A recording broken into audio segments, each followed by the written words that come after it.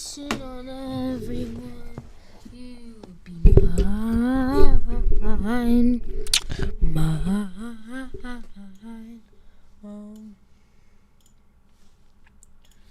I see forever in your eyes. Let's go, finals week. I know I'm late, but nobody cares. Let's go. Let's go. Clock thing on Sunday morning, You and know what time she's like, it I'll is. share about It's it, like so everybody finals forgets, but like week.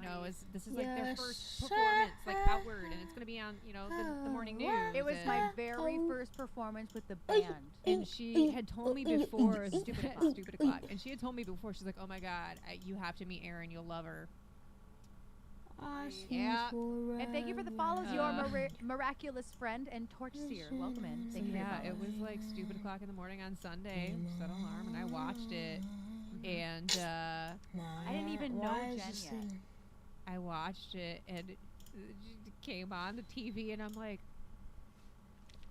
saw everybody dive off of that cliff. If it pulls back, if it pulls north, if it even pulls far east, you better have the resources or a shockwave hammer to back you up, as Nani's trying to use one of those two, flying through the sky, trying to keep his game alive. And that is exactly how you do it as Aviv, just waiting, hiding, has some mats, trying to go for even more. His teammate did go down. Anything is better than nothing, especially with a flying shot through the sky like that. Cease never touched the ground.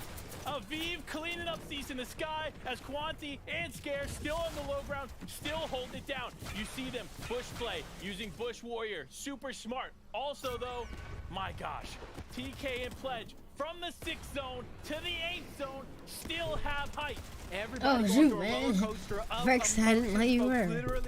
Brexton, bro, Brexton's such a W, dude. W mod. The side of a mountain here as Walker and Vert, they're trying to hunt. Let's go. Big clicks die, pretty sure. They're getting clicks and Donnie. We're getting full lobby focus. That's Death and Tahi. Tahi! Backside his zone and figures out a way to get even more eliminations. The first time we've seen them in the lobby, and of course they're picking up eliminations. Run! Eliminations on the board, and they're still Pump! Go Pump! Let's go Pump! Looks like he's almost Oh! Pump! Yes, sir! Dude, I love Pump. I killed him in an arena game once. I killed this man in an arena game. You're so good. Bro, I love Pump. He's so fat. Both of these players are solos, though. This is going to be the tricky part of when you try to make your move as a solo. He's a gray shotgun. He literally has 5 kills. They're in first.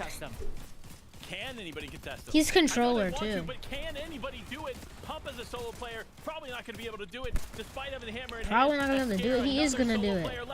Scare gets a kill. I don't know. I honestly don't know who Scare is. Scare going on for Pump.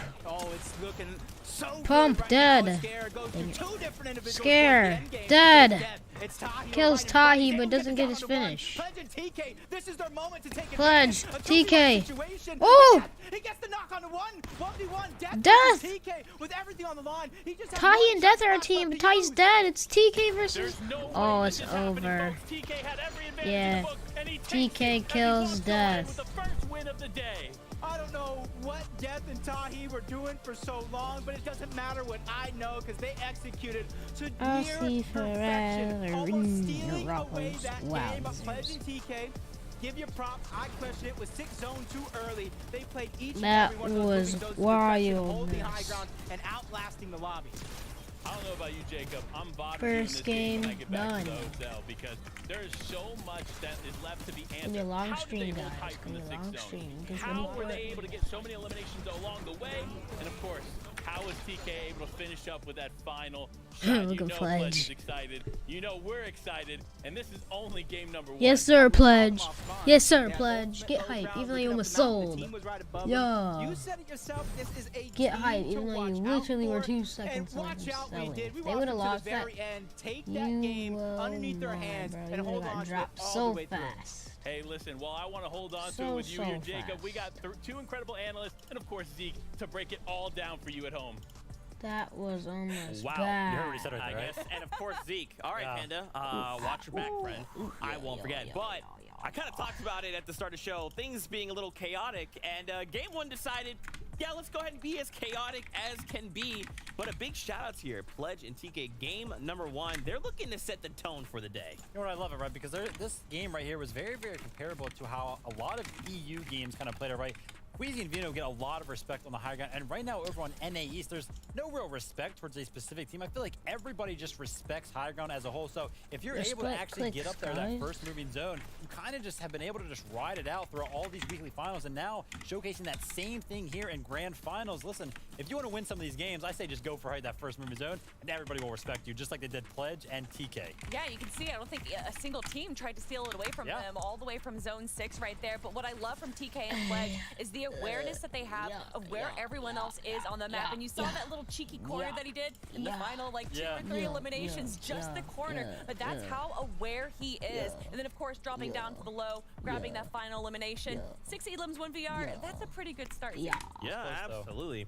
Close though, right? TK being left there as a 1v1 situation. Pledge maybe over pushing, overstepping a little bit, getting into that box. They're losing that battle out, but still ended up clutching right there, and they find themselves in first place. Yeah, for sure. Let's take a look at our standings after game 1. Now, no one freak out, no one be alarmed. This is just game 1, right? This is kind of the initial, let's feel out the competition. I think I do kind of want to touch on this high ground situation. It did feel like most people with hammers, they didn't really want to attack high ground, which feels really uncharacteristic. In the past, we just see people be like, what do I have to lose? Let me just shockwave. I'm going to break all the builds around me. Let's just challenge. But here, they just held the hammers. Just comes down to respect. I guess that's what it is. That's the name of the game over on NA East. A lot of people kind of afraid to go for those high ground situations. But to be fair, Pledge and TK were playing it very well, playing separated layers. One was making sure that they stayed all the way above, and then the other one's kind of playing a little bit lower to make sure that that player all the way above did ultimately have something to connect to, or nobody can really hammer them when they're all the way up in the sky. Well, when you're talking about respect, I got to talk about the disrespect that we saw from Trashy and Pump on drop, taking everything from the chest right from the start, and then that aggression leading on into the end game as well. Obviously, their placement is probably not exactly what they wanted, although still pretty good. We're rooting for Pump or Clicks? Rexton, we gotta root for Pump or we can't Clicks. forget, we also talked about a duo here. Right I know now you in want 8th Clicks. place, You just Figures and Kanata, they had a pretty decent I killed start, Kanata. Finding themselves in the top 10 to start game I killed 1. Kanata. That's a great I killed way to begin. Kanata like 2 days The ago. big thing here for me is that they made it to the end game, right? I came into this and I was like, 100% they're going to make it to these end I games. killed They're very, Kanata very not good at Storm like Surge. a few. Of course, I you never killed really know, right? This is a him. grand finals lobby. It was Tuesday, before he changed his name to Dig Kanata. I killed his name before he joined Dignitas, or unfortunately just ran out of materials when it comes down to it. But again, the big thing for me here is that this duo is making it into the end game, game number 1. So I'm sure they'll clean up some of those mistakes they made, gather a little bit more materials, maybe more refreshes, and we'll actually see them fight for that first place spot. Let's go. I'm rooting for Larson, Clicks, or Pump. I like all of them. Larson, Clicks, and Pump. You know, I think that rotation Brexton, you just want Clicks to win. You're like, let's go Clicks. From the East is probably due to the reason why we didn't see them have too many materials at the end of the game. Yeah, for sure. I do want to really quickly highlight this as well. In 3rd place, we've watched our cast get super excited for Death and Tahi. Tahi been around for a very long time, but they had a really strong showing here. And once again, it's all about setting the tone in game 1. I feel like they did that. And you can see it right here. They have no materials, and Jacob called it out, right? What is he doing? He's just literally spamming his shotgun. They knew they had Guess they want to fight, but and it worked out so well for them because lo and behold, there was another team on that low ground that was in a similar situation that didn't stagger themselves, so they were kind of just came in from that storm and made that sneak attack happen, ended up picking those eliminations up, Clicks and Donnie. into that end game. You know, I know you were saying why the reason no one stole high was because of respect, but I think it's because just 1 minute, builds towards 1 the end of minute, the game. including 2. Yeah, it was kind of I don't wild, want right? Kanata to win. Like Kanata's bad. I killed him.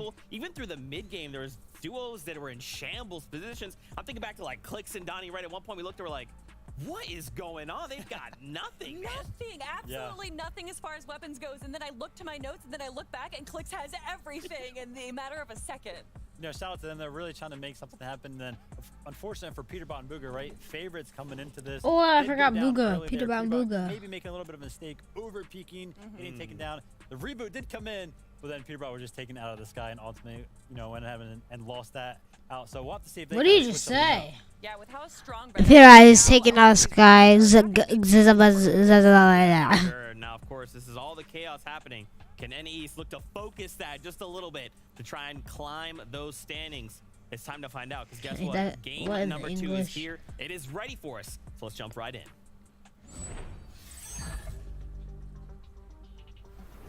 can you believe with the amount of excitement, with the amount of action that we've seen, it's only been one I remember that game? guy, the big guy. I am absolutely blown away, but I'm here for 5 more.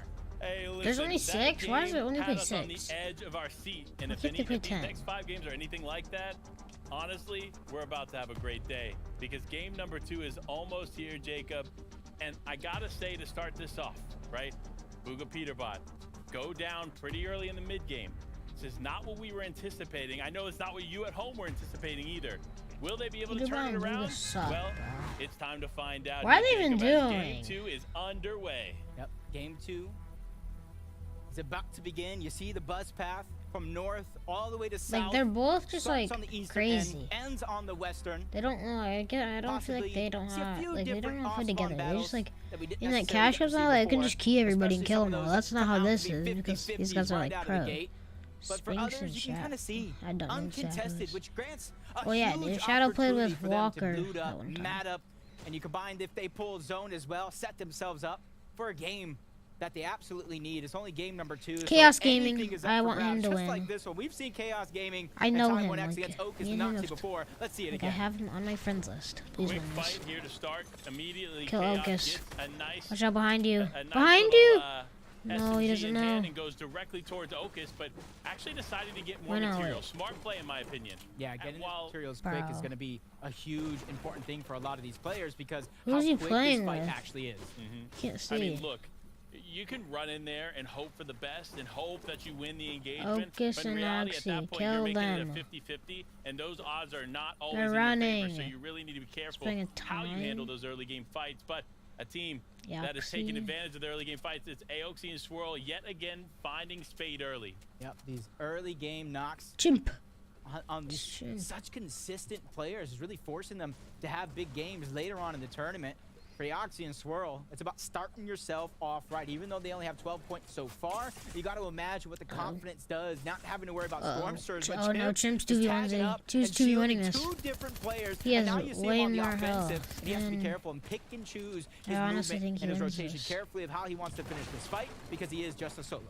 Interesting decision by Chimp not to try and get his teammate back into this, make this an even Or fight. No, not care about he his continues teammate. to take it, and that just shows the confidence of Chimp there because he genuinely is one of the best fighters in NA East. And honestly, with the Siphon match, he was able to pick up off his teammate. He might be able to hold this down, but no, Suscript's actually in the distance, looking to take some shots, does connect one on Chimp, but this fight is going to continue to happen. And if he's not careful, this duo is going to take advantage of him. Yep, Swirl still What putting is the he shots. doing? The Oxy's trying to close out the Why did he distance. peek right there? Impulse grenades going out for Chimp. The beauty of this is we got a little bit of a northern zone pull. So if they're going to chase down Chimp, try to get this elimination, it's going to cost them a lot of time to farm up, a lot of time to get the resources. So the Defend. decision is wise for them to disengage, let that player lucky last another Swirl. day as Encrypted Uh-oh. shots from above. The heavy, you know, well placed, can land a Encrypted. huge amount of damage and end the run at a moment's notice as NPen Oh gets forced my. down. Chess Genius gets knocked first. Now it's all up to NPen by himself. Encrypted looking focused, locked in here for this fight. It's a 2v1 Oh, to wow. take it all home, and unfortunately for Inpin, he is sent back as Encrypted picks up 2 eliminations to start this bout. And I gotta no. say, honestly, looking at where they land and He's a getting hammer, those 2 early too. eliminations, this is a good game for them. I mean, the loadout, Yamzo. not necessarily everything you'd want, but that hammer is in Rise. play, so you know they're here to stay. Especially with the 100% Trashy and Pumper oathbound in chest third spawns. now. There's about one Did directly Tahi on the die island, then? one Or not did too they far just off, get so like a kill?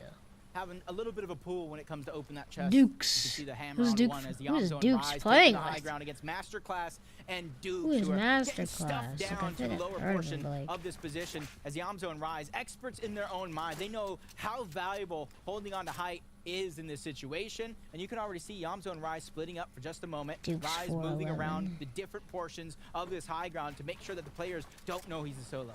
I know Dukes is so Dukes' short, teammate's bro. name is Masterclass, but if anything, Rise Dukes and is Yamzo like are the ones putting on the 16 or Masterclass 15, here in and these he's like fights because they have done 4'11". everything to perfection. And fortunately for Like them, 5 foot or something that like that. consistency is going to be what they need to do well here in the grand final. So we're going to continue to see them moving on up. But a team that genuinely needs to work on some things, and I think they already have. Starting here in the grand finals is Sunscript and Haji. They picked up early game eliminations last game. They're probably looking to do the Who same are this these? game, Oh, it's but Polarized. they're going to be beat to it as users, and Polarized is end up literally picking up a stacking sweat early as on. zero. You But can already what see the that's their 3rd elimination overall. We didn't see the off spawn bout. You got to imagine Bizzle and Blake had to be on the receiving end of that one. And instead of just chasing down the player, you can see them kind of splitting up, making sure that they get all of the loot that they just won, getting elimination after elimination. So why did it for actually? users Why of did it have so many Polarized, They maps? have a moment here to kind of chill, relax things out. Well, play for the Walker's has rotation, made like because every 3 eliminations yes. means they got Surge in their back pocket already. Surge. not Dang, to Walker's worry looks about like he's it, like, right? They what the- got he it. looks They're like he's like situated, They're 9. good to go, but not every team is. So just because they have Plus Surge we taken ain't care in of and and a they're total feeling of comfortable in that regard, they need to Dang, start we're looking at better the than teams Ian. that aren't in that same situation, because they are probably the biggest danger for any team in this lobby is a duo The who clicks, needs Surge clicks and and they'll do Donnie. Oh, there's anything to Pump. find it. Pump's in second now. Pumping Trashy, doing anything to find their opposition here. Hammer, yes sir. He already has better Any loot than bit he of had last Surge, they already game. have their 2 eliminations right And out of the endgame gate yet too. again. So 2-0 against their They have opposition off their drop. 2. And you can already Yeah, see they them have 2 kills as continuing to well. rotate. They're They're in towards the third. northern No, wait. portion of the No, no. map. Wait. To where Oh, it they have is the gonna most be kills. A Oh. slower side of the zone. So those 2 eliminations at a moment like this means more than you realize for Trashy and Pump. So much more, to be honest. But Clicks and Clicks. Donnie. Here we they are, go, yet again in Brexton, Anvil Clicks Square, and Donnie. holding it down. Dang, he has a And, purple shotgun and a honestly, hammer. I'm actually curious why no one is challenging them.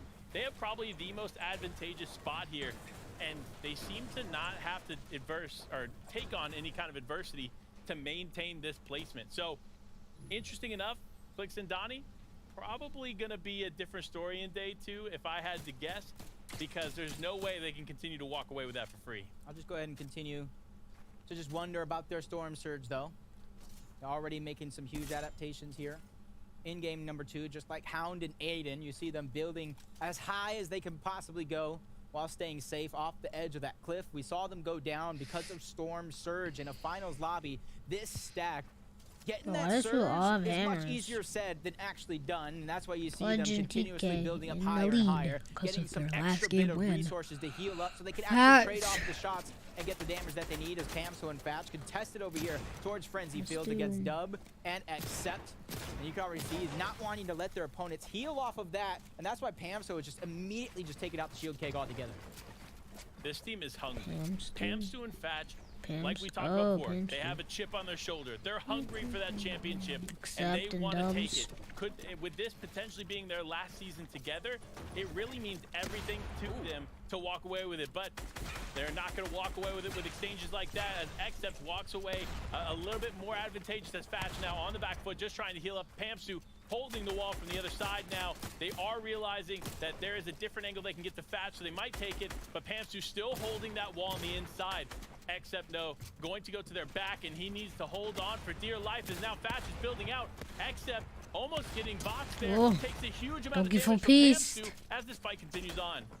Luckily for Accept, he's able to kind of disengage out of that position. That was a very, very scary sight for the moment. The shield keg going down, but that's not only going to allow them to heal up, but Pamsu as well. Fatch is trying to find some sort of breath of fresh air. As you see overall, the French-Canadian duo looking like they want to disengage with the northern zone pool. It's going to be hard for a lot of these teams to continuously fight in zone, use all your resources, and stay alive for the end game. So the decisions made right here have to be quick ones as Fatch gets his cover taken again. Pamsu trying to think outside of the box with an additional angle, but both of these players still taking their time.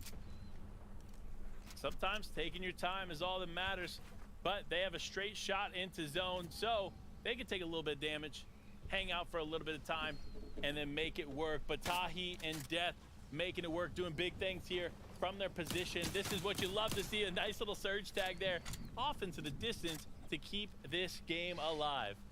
Yep, and for Death and Tahi, keeping their hopes alive a massive end game finish, and they continue to land some perfect shots directly in, and this is how they were able to build themselves up in that last game as we continue to look a little bit of that north zone, pull south just a tad little I bit, like so that north Tahi. side of the zone Just could 'cause begin to get a little congested as this game does go on, as Death and Tahi, they already got themselves There's a our spot inside. clicks. They're just trying to tag up the rest of the lobby and make They're everybody's in lives that much literal harder. zone Yeah, inlet I'm gonna be fight. honest, Let's go. Blix and Donnie, they were struggling there in game 1 to get those tags. We saw them suffering from Zerge there early on. They have 0 Despite points. That, they were still able to make it to the end game, do some big things. This is not looking However, good. they Braxton need to I did not correct know some they of had that. 0 They need to make sure points. they're connecting on those shots, because those Play shots FI. are what count here in the mid game. You don't need elimination. You just need shots to connect. The damage on the counter to go up, so you aren't worrying about taking that damage from that purple lightning that we know so well.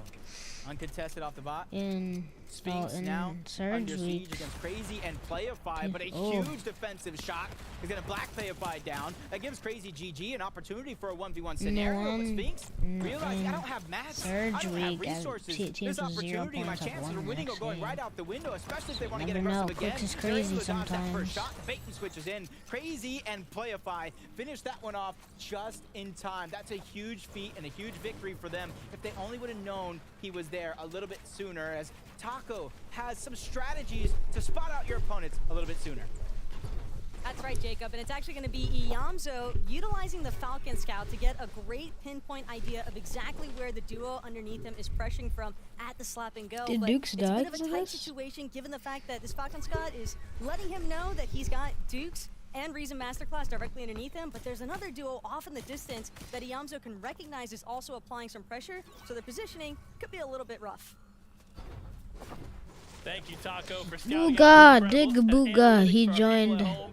I mean, look, that is a great tip. Even if you're just playing Booga casually and in Peter those Bot. lobbies, grab that Falcon Scout, use that bad boy to connect Holy, and there's understand so where your team much or these other below. players are. You might be able to walk away with an elimination because of it, but looking What for in- eliminations. oh, Booga no, and Peter so- Bot, this what? duo, again, find themselves in a Acorn different and spot. cold. I wonder, I'm curious, what are they doing off spawn differently? Because I feel like this is not where we've seen them in the past leading up to this in this chapter 4. I'm no scientist myself. I'm not an analyst either. I leave that to Vivid, Taco, and Kelly in the back. But I have a hunch that because Acorn and Cold, or the south side of Slappy altogether, isn't contested, they're not able to get their surge very, very early on like they normally would, which is forcing them to revamp their whole game plan here in the grand finals. Will it work out? Only time will tell. Just like Acorn and Cold having such a great first 2 games up until this point. But 12 games overall, consistency really is going to be key. Chimp and Spade, though, having a much better game than before, especially with that hammer in hand. You see them rotating ahead here. I'm surprised Again, Chimp got great out of that fight strategy. earlier. When only one teammate has that hammer, using it together to rotate is going to be huge. So great plays on their part, but they're going to be pushing Did Chaos directly Gaming into some die? players, so they're going to have to be very, guessing very he careful did. in the way that they play this out. And it looks like not only are there players ahead of them, 'Cause but there's it's Ocus actually and Ocus there in the distance, he was connecting some fighting shots Ocus. onto Chimp. If he's not careful, he can find himself going down to one of these players from either direction. Talk about being careful. Bigly Floppers already getting third party from the distance. Box to box with Cam as he takes a huge tag, and you see Cam holding out the builds, trying to stabilize themselves in this position, even building themselves outward, more real estate to work with, because they know if they get held in this position, they need to be able to bounce, maneuver in and out of these covers. But overall, it looks like they just want to go up and over to the other side of the wall to where they're not going to get third party. But so many players and teams want to hand into this one as Trashy gets dropped down low, only 75 or so HP. It's going to be up to Pump to try to stabilize themselves in this position. Excalibur Rifle is still coming in, causing chaos to the players around the lobby. But that's also going to allow one of them to try to disengage, but he does it as a solo. So Pump and Trashy have a 2v1 on the Serbski. And they're looking to take it. Even though they don't know that it's a 2v1 situation, they're still Oh pressing my. forward like it's a duo versus a duo. As Serbski going to have to play on the back foot, barely any health left, is going to need to continue to move. Has not gone down yet, and of course, as I say that, goes down to Trashy. So Trashy getting that final shot onto Serbski, and now they got a beautiful refresh and a hammer leading into the remainder of this game. You see Serbski's duo just trying to drop down. A little bit of surprise attack on the Trashy and Pump. At the very minimum, grab that reboot card. I don't know how good it's going to do this late in the game, but always want to give yourselves a chance, something in your back pocket to work with. But he goes down altogether. team is sent back to the lobby as Pump and Trashy have 3 eliminations overall, 479 above the damage threshold, and they were tied for the most victory rounds across all regions weeks 1 through 3. If they can figure out some way to mimic that style of play, they're going to have themselves a weekend that they won't forget. Look, I'm going to be honest, that may have been good in Surge weeks, but they didn't have to play in Surge week. This is the grand final. So just because you can get some VRs doesn't mean you're walking away with all the points needed to be consistent. So if they're consistent and play for the VR and find themselves in games consistently or more often than not, then they're probably in a good spot. However, with teams like Muzz and Degen on the hunt, it's going to be a tough day for them, especially if they cross paths. Now Muzz, though, looking to connect shots. We saw him looking at Pamsu and Fatch, now looking at this other team here in Suscript and his teammate in Haji. So if they're not careful, somebody's going to get tagged up. You can see they're just in a weird position to where they're alive at the end, but down on mats by a ton as Muzz lands a huge shot with the heavy. Well placed, even for Common, is going to do a lot of damage, ripping the shields off of Haji. And they're so far out of only zones. made that play, Everybody in the Muzz. minimap beginning to look around, spotting them as a third party. They just take that one tag, go up and over that duo before they set their eyes on a Use their Pamsu own and Fatch. play. From one team to the next, they got their work cut out for him. Almost gets the box onto another player, but he has to look back. Degen is under siege. Muzz has to figure out a way to be the hero and reunite with his teammate. And you can see already Jake's going to go down. It's a chance for them to pick up not only the Siphon, but the refresh as well. With Jake down, leaving his teammate as a solo here to handle this, it's going to be a tough bout, but Degen actually finds himself walking directly into Pamsu and Fatch, and they are going to actually not going to be the ones to pick it up. It is Aiden in the distance going to get that full elimination onto Degen, as Pamsu and Fatch now find themselves to focus on the edge. They are throwing that keg down, but they're going to have to move fast. Another team using the scout there effectively. That information he gathers is so crucial. Shield keg still kicking in. Storm still doing damage. They said one way or another, we're going to get in the box. We're going to get all the loot, but the pressure from everybody else in the lobby just insurmountable right now, and it's not stopping anytime soon. Dropping down to just 2 HP. A daring play to try to shut away back, but down goes that. So down goes Larson, back. yes sir, Larson. Larson. Go Larson and Nani. Pooterbot and Nani is one of the most Bugga. exciting players in this lobby. Watching his interview and his excitement, you know he's going to be one of those players to really put on a show here today in these games. However, a team that wants to put on a show, wants to make a comeback, and wants to change the getting some perspective tags. that they put on there. Peterbot getting Peterbot getting carried. Boo has 3 kills and Peterbot has 0. Looking at the way that they're playing on the edge, it looks like they won't have too much to deal with. Unfortunately, though, it does look like Kanata and Agers have a different plan in mind for him. Little does he know that's the Dig teammates on the other side. Let him know, hey, I'm over here. Come fight me. I dare ya. Kanata's like, nah. That's the thing about me versus the rest of you guys, is even though I can fight with the best and come out on top, I know when to pick and choose a lot of those battles. So even though he's on the edge of zone, Yes sir, Clicks and Donnie. Gold shotgun. Yes sir. Yes how many sir. teams are actually scattered to the left, even more so to the right, and then obviously Let's on go, that edge of zone, so their Brexton. rotation Clicks and has to be Donnie. perfect. Even if that Kill is them, dragging kill them. themselves back, Tahi's they see a won. weak Tahi in the sky. Tahi's This is their won. opportunity to go. Here it is, a big opportunity presents itself for them. They're moving now. They're moving and grooving, looking to stay outside of the view of some of these other teams as they approach. But Tahi, Death, not too far away. Donnie looking to connect some shots onto him, but if they're not careful, they could run into some trouble. Justice also there in the distance. I mean, this is the part of the game where you already know players are going to be stacked on top of each other, everyone shooting in every direction. It's going to be tough for anybody to move out in the open. I saw that. Interesting play. You saw him throw the big bush bomb in the distance and hammering right to it. One would think everybody's going to see you going in there, but maybe he has different plans in his mind. If I don't see you, y'all can't see me. Redux and He's figuring out a way to Snake, survive, I probably remember boxing himself them. up as well. Quan In Jock, you know how Reboot Ring. dangerous this team could be. Or Surge Unfortunate Week, whatever. circumstances in game number 1. They went down early, but they too, big bush bomb combined with the bush warrior augment. They're just trying to scavenge and try to recycle a lot of those heals. What But fingers go down. The pressure of the lobby, if you get focused, is just too much. Sometimes you get overwhelmed Booga and when you are the Peterbot. target of these players looming in the distance. Unfortunately, you find yourself going down early, and of course, it's Kanata. It looks like picking up that, but Bryce also in the elimination feed picking up one onto Justice, and Booga and Peterbot looking to be the next one in the elimination feed to pick somebody up. A nice 32 tag onto Crazy. Nancy And played by Threat one of those and players in that duo. Unfortunately, going to be the Kill him, focus of Peter. Booga and Oh, no, Peterbot not one as they anymore. continue on, but unknowingly to them, Acorn and Cold, the team that has been disrupting their plans from day one of Chapter 4, find themselves right next to each other. They put themselves, that meet in the middle, that team that becomes the focus of everybody else. But you can see Acorn using a lot of his actual wood, saving the metal, saving the brick to when they actually get in zone and they get the spots that they want. Booga kills Macwood. Coming out for Acorn as well, probably helping with his movement around the map to get to this position. And this is one of those teams that at a moment Pumping Trashy are up. take over the game, and Threat needs that. Booga might be able to 2v1 here. Peterbot's already down, 1v1 situation. Gonna get it. Peterbot's dead. Booga getting spammed. To try to get from point A to point B and survive as a solo, because with Peterbot going down again, it really puts the pressure on the Booga. Peterbot, you're so bad. I'm not sure what is going on with Peterbot. What's but good, that's how it Zebas? goes. That is the story of Peterbot.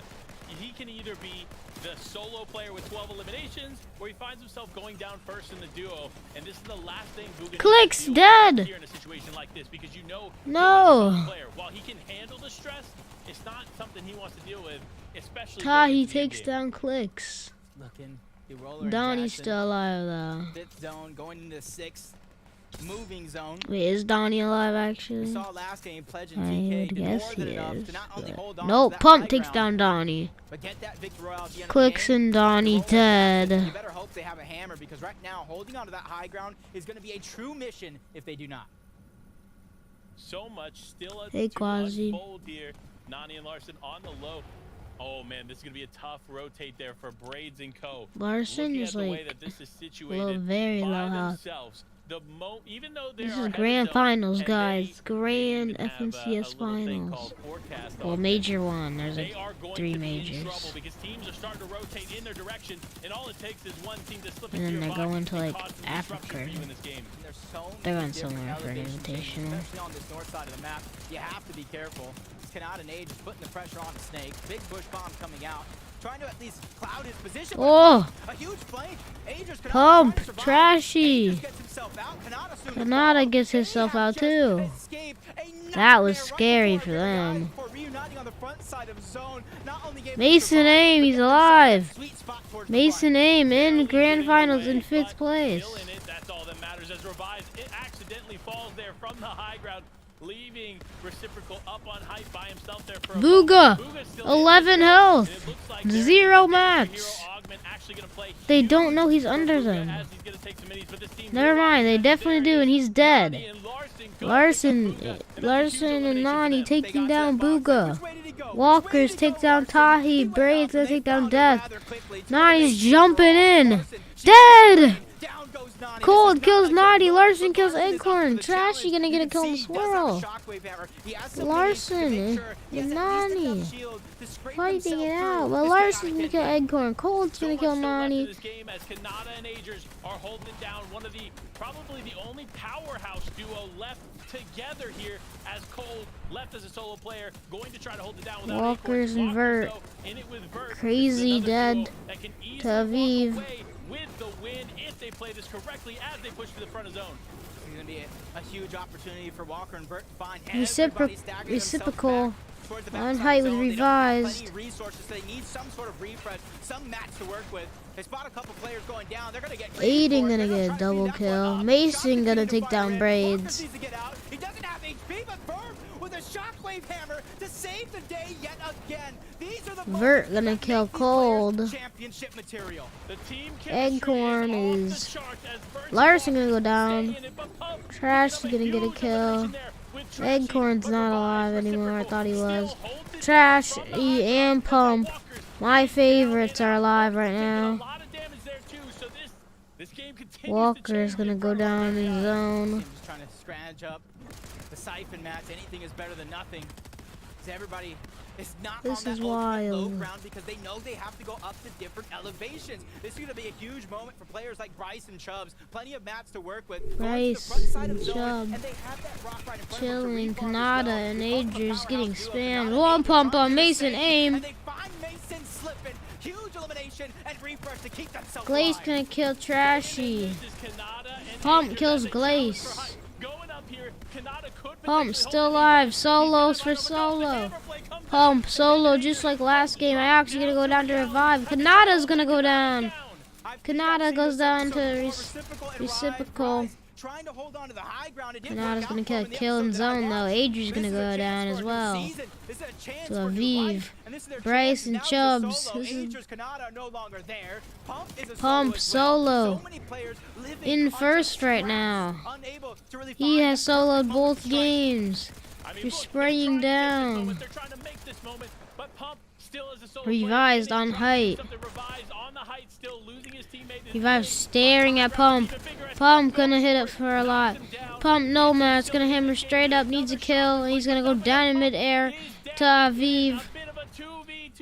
Chubb's gonna kill User. User gonna 2v1 Aviv.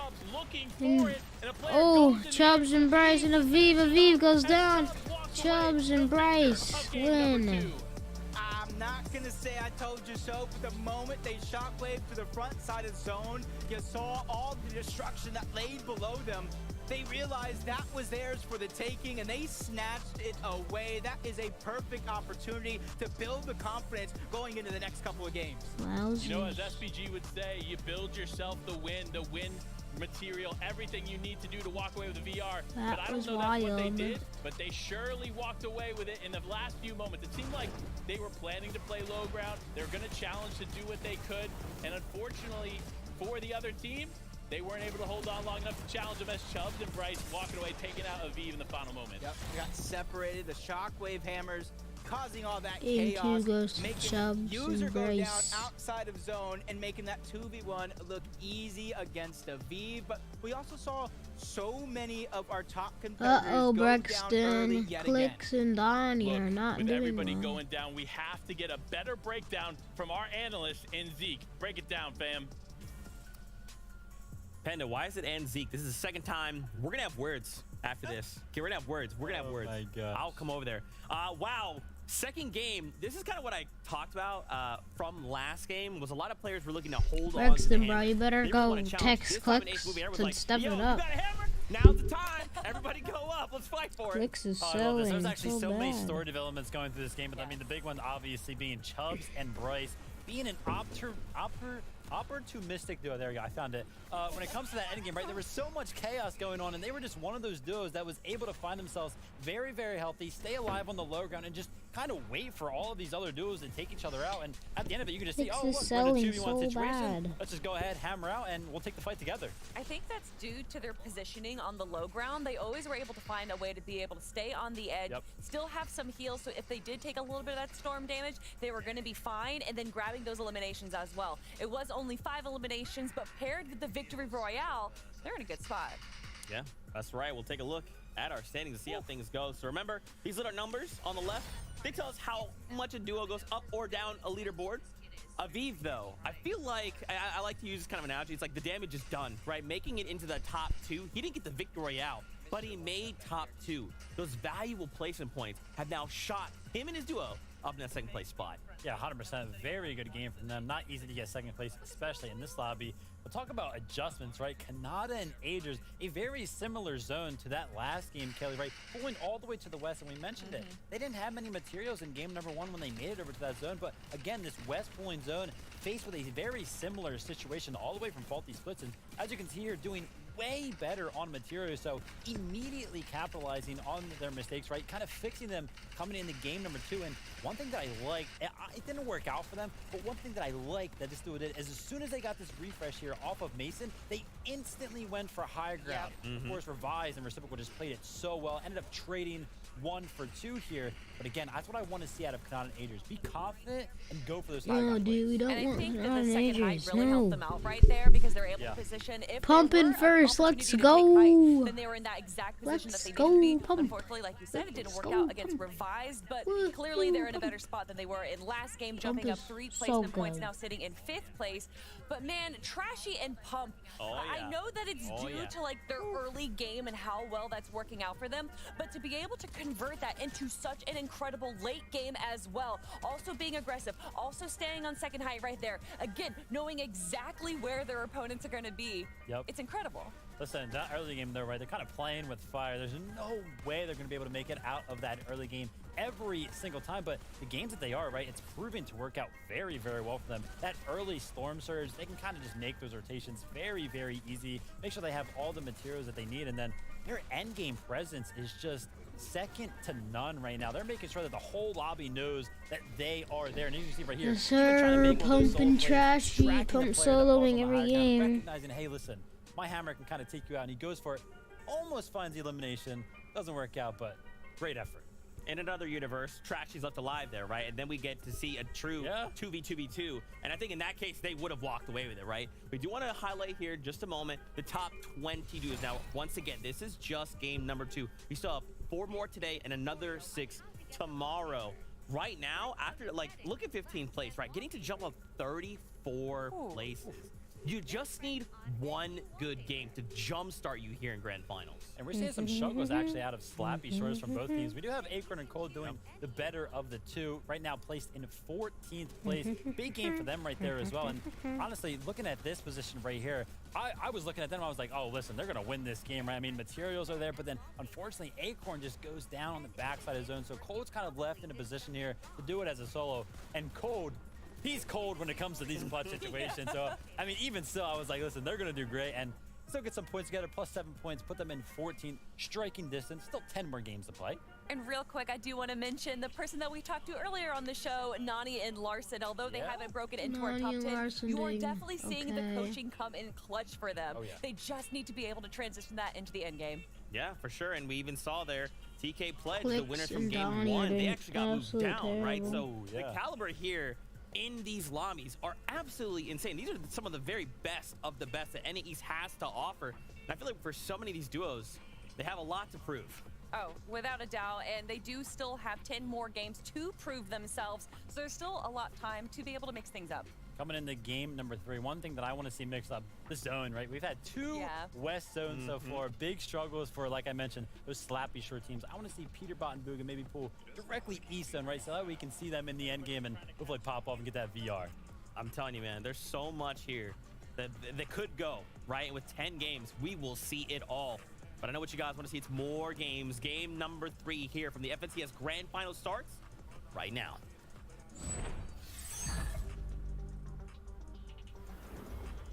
It is time. Game number 3 is here. And I gotta say, thank you to the incredible minds of the analysts in Vivid and Kelly for breaking down what is effectively the first half of these games. We're going into the last game in the first half, and the impact is huge. Without them, I don't know how we I wouldn't did, fully but I understand made it what's going on. So happen. thank you to those incredible analysts, but it's time. I cannot wait. Will Acorn and Cold continue to be the top team of Slappy? Will Bugha and Peterbot make a huge comeback? And will Pump and Trashy be able to hold the top spot in the leaderboard? I can't wait to find out. I mean, you're talking about those. I'm talking about Bryce and Chubbs. I got to give them another round of applause because their best finish was in week 3 with a 3rd place finish. So getting things rolling in the last possible moment seems to be working out for them, but hopefully everybody else doesn't wait the last possible moment. Game number 3 starts right now, and hopefully these players from game to game are taking those few minutes, those few valuable moments, and trying to just revamp their game plan for success. Look, game number 1 is to get the nerves out, right? Game number 2 is to identify the mistakes from game number 1 and fix them. And game number 3 is to make sure those fixes work. And that's what we're at. I don't know how Game deep, number but I 3. made it happen. Any mistakes you've made in game 1 and 2, Is that? you need them fixed by now, or unfortunately, you're going to find yourself Hey, I turned 23rd and I just But won. That's wild. This is the ultimate fight, the fight of the ages. Okus actually going to be able to get the first knock there as Noxy picks it up onto time, leaving his duo in chaos by himself. Chaos by himself. A chaotic situation in itself. Against 2 really good pros. It almost looked like it started off as a pickaxe battle between the 2. Great teamwork and great aim by Okus. Tagging him up through the windows. Now Chaos Gaming is really going to have to hope for a miracle that he doesn't receive. He goes down, but that's just those tough spots between a trailer and a hard place to where you just have nowhere to go.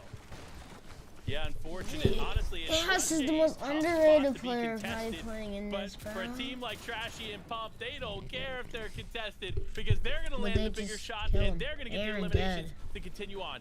No wonder we find them at the top of the leaderboard. And it almost makes me ask that question. When, if any time, is going to be a drop spot switch up, especially against a team like Trashy and Pump, who are now 3-0 against their opposition, really setting the tone and the pace through and through. And you can already see taking no damage. 100 with a Maven. This guy, you give him anything, he's on a roll, and you can see nice. All right, fight's over, back to work. Yeah, literally, there was a very finite amount of time where he had a smile, and then it was back to focus, back to the game, and back to continuing on this path. Now, users and Polarized, these are some disruptors. That's what I'm going to call this duo, the disruptors of this lobby. Because while they're in 12th right now, their ability to kind of cause chaos for any of the top teams is huge. This is one that if we don't, or if you don't take them seriously, you're gonna find yourself going down, because they are not a team to just fall to the wayside. They're not a team to just look past, because they will surprise a lot of the people in this lobby. Honestly, just like NPen and Chess Genius, they can just have a great op spawn showing, set themselves up. But it's been encrypted and ducky, especially in that last game. Digging deep, finding the success that almost everybody in this lobby is looking for when it comes to off spawn. Almost playing a game of peekaboo there for a moment. You can see him just crouching, trying to minimize the audio cues that he's given up. You see his teammate trying to be a distraction. Chess Genius building at the last possible moment. He doesn't even know what he just escaped. Narrowly getting away from it. Encrypted holding it down. NPen and Chess Genius on height. Still just looking to take this fight. In my opinion, Jacob, you're spending way too much time here. They cannot afford to sit here and go back and forth and use these vital resources, including time, because realistically, there's only a finite amount of time in this game that you have to loot up, get ready, and take on the day. Unfortunately, they're giving all of that up for a couple of eliminations. Yeah, they're trying to be 3-0 in this battle, as you saw. Masterclass and Dukes go down again, so Yamzo and Rise 3 for 3 as well. And that's something that we've been talking about going into this FNCS Grand Finals, is Yamzo and Rise contested, not contested. We know what they can do in a situation like that. Luckily for them, it's all working out, just like Encrypted and Ducky. They're running out of mats to actually farm here this low to the ground, so opportunity and chances are being dwindled, or so are their choices, as Chess Genius and NPen, they don't want to disengage. That's 8 points. That's 2 eliminations that they want to snatch right up. Yeah, at some point, though, you got to make the decision, the not-so-hard decision, in my opinion, to just disengage. But, wow. I know you just saw it, Jacob. I saw your face. Dude, I'm gonna have to go get some water. Can you leak some of these secrets? What is that, 18 chug splashes? He's going to the beach. What? He probably found every single cooler He's in 18 Faulty chug Splits, getting splashes? themselves 18 splashes. That is going to be a lot to trade shots for Storm Surge. Even if they're this down, guy's they not can winning. He has out-heal it. 0 It's points, definitely and we're giving on the them 3rd game. plenty of choices and options to work with, just Not like good. I don't Nyx think and he's doing Nick, very good. trying to find that extra bit of loot. A lot of people don't know. Towards the outside of these cliffs, at the very, very low ground, there's some chests that are hidden. You might have to dig deep for them, but it's loot that you want to grab nonetheless. And These are users and Polarized Polarized, in a I saw fight. Blake and Biz will go down yet again, but might be this turn. Everything comes crashing down. Now it's all up to Polarize here in this situation to try to get the res and keep him and users streak going. This is tough here. Big tag's going to come through onto Polarized. It's actually Rokane Joji in the distance. While Stacky looks to be getting back in this game, Polarized going to need to act fast. This other duo is not going to give them time. You already see it. It's Fazo trying to break through whatever build they can to find this other team. Fortunately enough, Users is back in it. So Polarized and Users can get into this. Remember, I talked about it moments ago. They're that disruptor duo in this lobby. So if you don't take them carefully, you're going to end up losing. Yeah, and when we saw that kind of eye in the sky view, you saw the heals right outside of their box. So they just need moments. They needed those precious seconds to stabilize themselves in this position. And now that they used all of their heals, all their extras at that, they're just trying to disengage. They're already in zone. It is a little bit of a north pull, so they're trying to make sure that they take advantage of a zone pulling in their direction. With the zone in their favor, they should just be able to rotate kind of freely and just hang out and not Played with have to this do too Rapid much guy. ahead of the Keyboard and mid mouse game. Rapid. But I played with him. honestly, anything happens in a game of Fortnite. You're never truly safe, no matter where the zone pools, where you find yourself presented, because all it takes is one team deciding they want to focus on you. I killed and you're gonna Kanada. be dealing with some Dig trouble. Kanada. But speaking of trouble, it's Yamzo and Rise versus Kanada. What is Killed happening Kanata. here? He's 12 bad. splashes. Said I'd 12 splashes. It's destroy him 18 any day. splashes for Kanata. 6 different big pots for Rise. I don't know what kind of loot these guys are digging up, but they're setting themselves up to outlast Storm Surge if they don't get it, or fight after fight if they win it. And you can already see the third parties coming in. Rise just stabilizing. What augment do I choose? And you can see he didn't actually select one. That leads me to believe it could be a Peely's Plunder, it could be a Forecast, it could be something that he's waiting to use for the end of the game. Or middle. Or middle. Yeah, you're right. Listen, augments have been such a beautiful addition to Chapter 4, and it truly changes the pace of the game as well, especially for players who have that, you know, mythic pistol, maybe a pistol lamp, a light fingers, a little last two shots. I mean, look, it really is interesting to see how these top tier players use the augments and pair them side by side with other augments, weapons, etc. So we continue, even us who break down the game constantly, to learn more and more new things about them. But speaking of new things to learn, it's Hadji and Suscript taking a fight here in the distance. I'm kind of confused how they got to this point.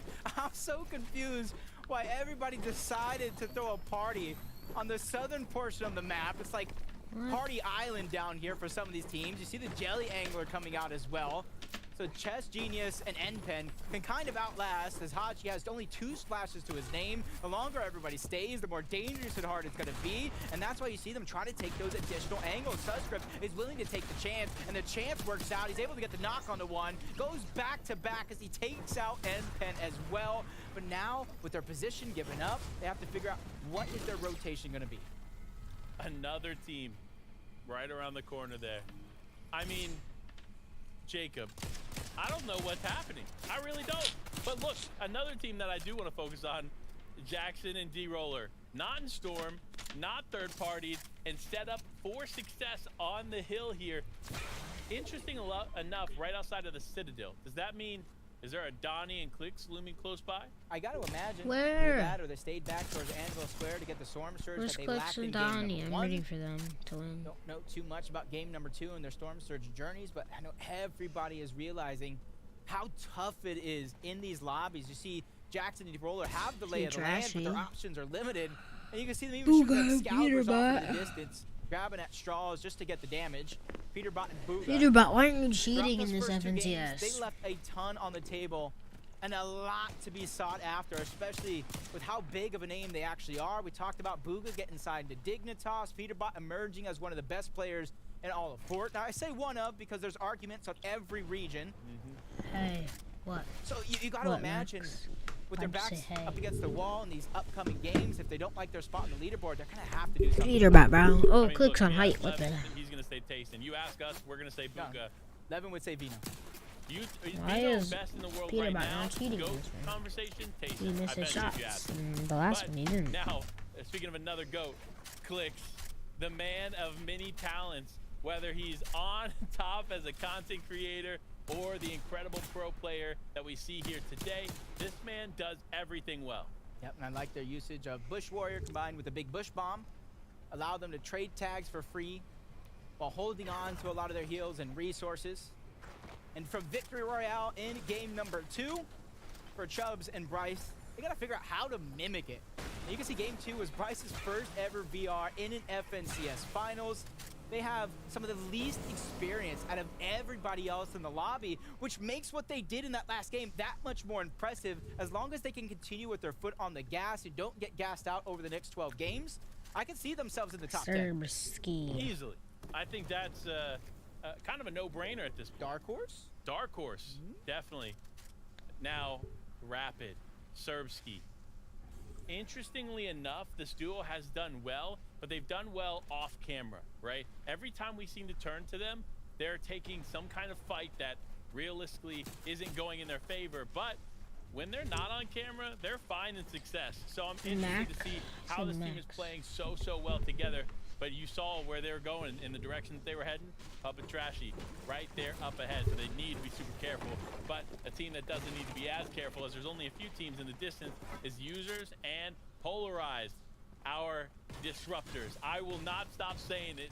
The disruptors of the lobby still in this despite losing users there for a second. And with the zone continuously pulling to the northwest, Pumping it's a very, I wouldn't call it luck, but advantageous thing for them to have a slower side of the zone. If you kind of look at that southern side, it is so stacked. Anybody who is slow to rotate, anybody who catches themselves slipping behind the rest of the pack is gonna have to really dig deep to figure out ways for they to survive, as Walkers and Verts don't have to do that same thing. They built a tire high in the clouds and just surveying the field. They're already above on Storm Surge. For them, it's the vital information to figure out where the rest of the teams are for when the next zone pulls.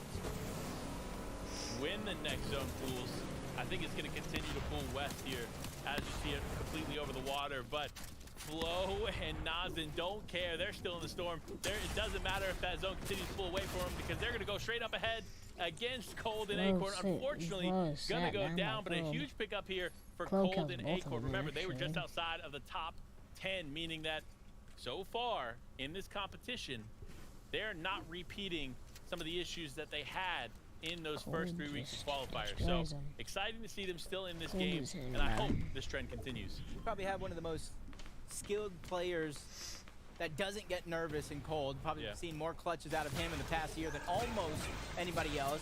Combined with one of the biggest brains in Acorn, that's a recipe for success. They just need time to let that one cook, as Nani and Larson, they don't have time. Down on Surge, is now ticking in 38 HP. He has splashes, but does he have the time to stabilize himself? Back outside of zone, 11 HP, trying to splash him and Larson and keep them both alive, while Larson is still on the aggressive, but shots come in from Fatch. I don't know where he found that crevice to sneak that one through, but he goes down himself. Hamso as well. I don't know what Larson ate today, but he makes it happen, keeping himself alive, but can he save the day twice in a row? Nani and him are under pressure. Nani's down. He cannot help alleviate any of this stress, so it's all up to Larson. And I think with that reload, this is his moment to try to build some extra real estate to try to defend himself. But Quan Chalk don't want to let 4 more points escape their hands.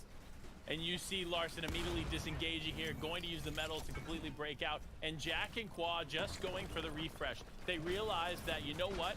Taking a fight here in a 2v1 situation causes them to be the target outside of the zone. So smart play on their part, just picking up the loot and then getting back on their way. So for Larson, though, barely scraping away here. That is honestly a blessing in disguise. Exactly what he needed in a situation like this. So the points he picks up from this point forward is going to be huge and instrumental for him and Nani's success throughout the weekend, especially anybody who finds themselves as a solo. Gleason and Mace, 460 above the damage threshold, slowly falling below.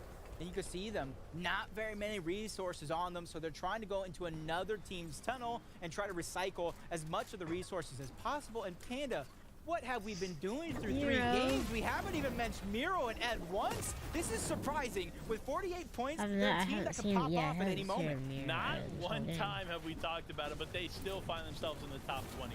This is a team that, ironically, has incredible composure. Now, obviously, Miro being one of the most winningest players in Fortnite history, pairing up with one of the stronger IGLs here in the region in Ed the Great. These two coming together was an interesting change. Obviously, it was definitely a bit of a switch up here on the region for sure. However, them coming together has been an interesting duo, and I hope that we continue to see some success from them. Talk about success, though. Walker's getting that first knock onto the user. But with the natural covers, the extra resources, they're able to kind of defend themselves. I do believe the res is going to come off, but if you look in the distance, another team, a third party, they didn't get their invitation, so they're ready to crash it all together and try to steal away that elimination and the resources from the second elimination that wasn't even there. Survives a shot from the sky. He's battling back. Oh my gosh, the pressure is on. He's rising to the occasion. The first knock's going to be onto a Cricket. How did he hit that? Can he get the finish, though? As him and Reciprocal go hip to hip, reunite in the same box. They know teamwork really makes the dream work. Got destroyed. Revise and Reciprocal have a lot to prove here in game number 3. They were sitting Reciprocal is lagging. On the high ground. He's lagging so bad. But now, they want to continue that trend forward. They want to be one of those top 5, top 10 teams, and they want to go into day 2 strong. So to do that, number 1 team. they have to be Pump consistent. and trashy. I told you, bro. to spend too much I time literally out said here on taking stream, fights, especially on the edge of right Storm. as first game, I wanted them to win. Trashy and Pump only 152. And falling above the threshold. You gotta imagine. Crazy and Playify on the other side, probably going through similar struggles. Neither team really comfortable. 100 above the damage threshold. It's enough to where you don't take Storm Surge damage, but it's not enough to let you have that feeling of comfortability. You add on to the fact that these guys have to rotate to zone with 2 other teams nearby and a couple right in front of them. So it's gonna be a rough decision, and timing has to be perfect in order to not take damage. Yeah, looking at what's going on here in the elimination feed is Clix picking up 2 onto Stacky and Phazo. So, great setup here for them. I mean, you have to think, if you're Clix and Donnie, you're riding high right now. You had an incredible position in zone, which means this zone is continuing to pull in your direction. On top of that, you had a tower to connect shots onto every single player that came your way, which, as you can see, has been the lobby. So, they're doing really good here, and honestly, probably set up to win this game. Do you see what I see? What do you see? I see some Fortnite, but no, all jokes aside, that zone right now from the Citadel all the way to the western side of the map, once these zones start moving, it is going to get grooving. Let me tell you what, it's going to be hard for some of these teams if they don't have the resources. This is why planning ahead, getting information, and realizing where these zones could quite possibly pull is really going to decide how long some of these teams stay alive, as Donnie's trying to peek through, trying to get a sneak attack onto Glace. Could be a great opportunity, especially looking at Glace has no shields. One well-placed shot from Donnie could take him down altogether. That's all it takes. One shot to get them in, get them happy, and get their motivation going, because Clix and Donnie haven't quite found their groove here in these games today, but all of that changes now as Zone 5 presents itself and they need to move. But you hear them. They're waiting for somebody else to hammer first. Super smart on their part, because you know as soon as that first hammer goes off and the lobby hears it, they're going to be honing in on those players moving. So wait till the other hammers go and get to stepping. Talk about hammers going, polarized, hammered into the close wrong my door, box. guys. That's going to be C's who takes him down altogether. Don't know if that's what he meant to do, but that's going to be the end result. As third party's coming in, pressure from the high ground. C's trying to stabilize, but uses his bear with the additional angle, trying to get the piece control to go over. No success so far, but he's finding the scrap, the scavenge, but he goes down altogether. Tragic is there to finish the job, and I'm only wondering if all these shockwave hammers forcing these players to fly high to the sky. You got to think Miro and Edge that have that launch pad probably got themselves a sweet spot zone already. Yeah, and Tragic's actually going to recycle one of those pads there, and sure enough, it was the pad of User there in the distance. Does end up getting separated a bit from his teammate, going to need to get back together, and Tragic now needs to build and hold on because he's down to very little HP on him, and he doesn't have a med miss or a med kit to really get back in this game, so he's going to have to either get a refresh or just stay careful. Aiden and Hound, they don't got too many worries, or at least for now. In a couple seconds, things might change. They got themselves the highest spot in the land, able to survey. The 2 different elevations is kind of going to work out for Hound and Aiden. They have very little mobility, though. That's going to be my biggest question mark, because Shockwave Hammer could be the icing on top for them in their positioning, especially depending on where the zone actually does pull. It's going to go north again, Panda. So up and down these mountains. Are you in for a roller coaster? Did you buy your ticket? Oh, listen, I'm locked in, seatbelt strapped, and armbar is down. We are ready to go on a roller coaster ride here as Acorn and Cold are still in this game. Looking at the way this map is laid out, though, I think a lot of teams probably have forecasts. They understand where they need to position themselves here in Zone 6. And then the action begins. Remember, we've seen Reciprocal and Revise take high ground at this zone and be able to hold it. Can another team do this? Or will they wait? I don't know, but here we go. Kanata and Agers knocking on the door. A couple teams down below, getting that piece control to go over. Not getting greedy. That's something that any duo in this lobby can take note of. Realize the situation you're in. Just because you're down or above Surge, it's not the end of the world. 170 above for them. You see the cow catchers coming out, trying to break through the builds as fast as possible as Pump and Trashy try to do the same thing. But take note of this. Even though with all those slap berries, he's not sharing any with Pump because he realized it would be a little bit of a waste because even if he uses them all, Pump can still take one shot and go down as Burt lands a huge blow onto Trashy. Now's the time to pull out the slap berries, but you need a moment to stabilize. In comes the return fire from Trashy. Down goes Pump, and now he's left as a solo with the only hopes to collect points in this game. And Trashy doing a good job of holding it down here. He does connect a huge shot, but no, Trashy is down and out. Clix and Donnie, though, like we mentioned before, set up for success. Weak, though, they need to get back together, especially with Clix. 1 HP in a dream. They need to stabilize here if they want to win this game.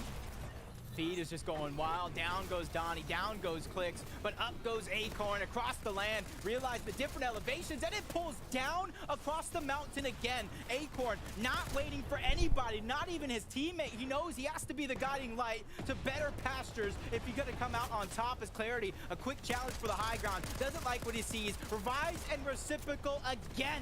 I love this team and their ability to go after high ground even if they don't come out on top. Look, Jackson and D-Roller are set up here, using the hammer to get ahead. It's not going to be enough, though. You see the elevation changing. This is all but over for a lot of these teams that are running low on material. If you don't watch your back, unfortunately, you're going to get caught off guard. That's what we see there from Jackson as he takes quite a bit of damage. Acorn and Cole still in this game. Now both simultaneously using the hammer to get ahead of zone. This is brilliant from them as so many other teams still find themselves falling behind. Yeah, bypassing all that chaos is huge, and causing some is even better as Miro finds C slipping yet again, but running out of mats and resources. All he got was that gifted from the siphon and the refresh, so he's gonna have to look for one more, especially now he is bone dried, similar to Aviv, who has just a little bit more to work with, but not much. Both of these players are gonna have to look for some sort of a refresh to keep their game alive.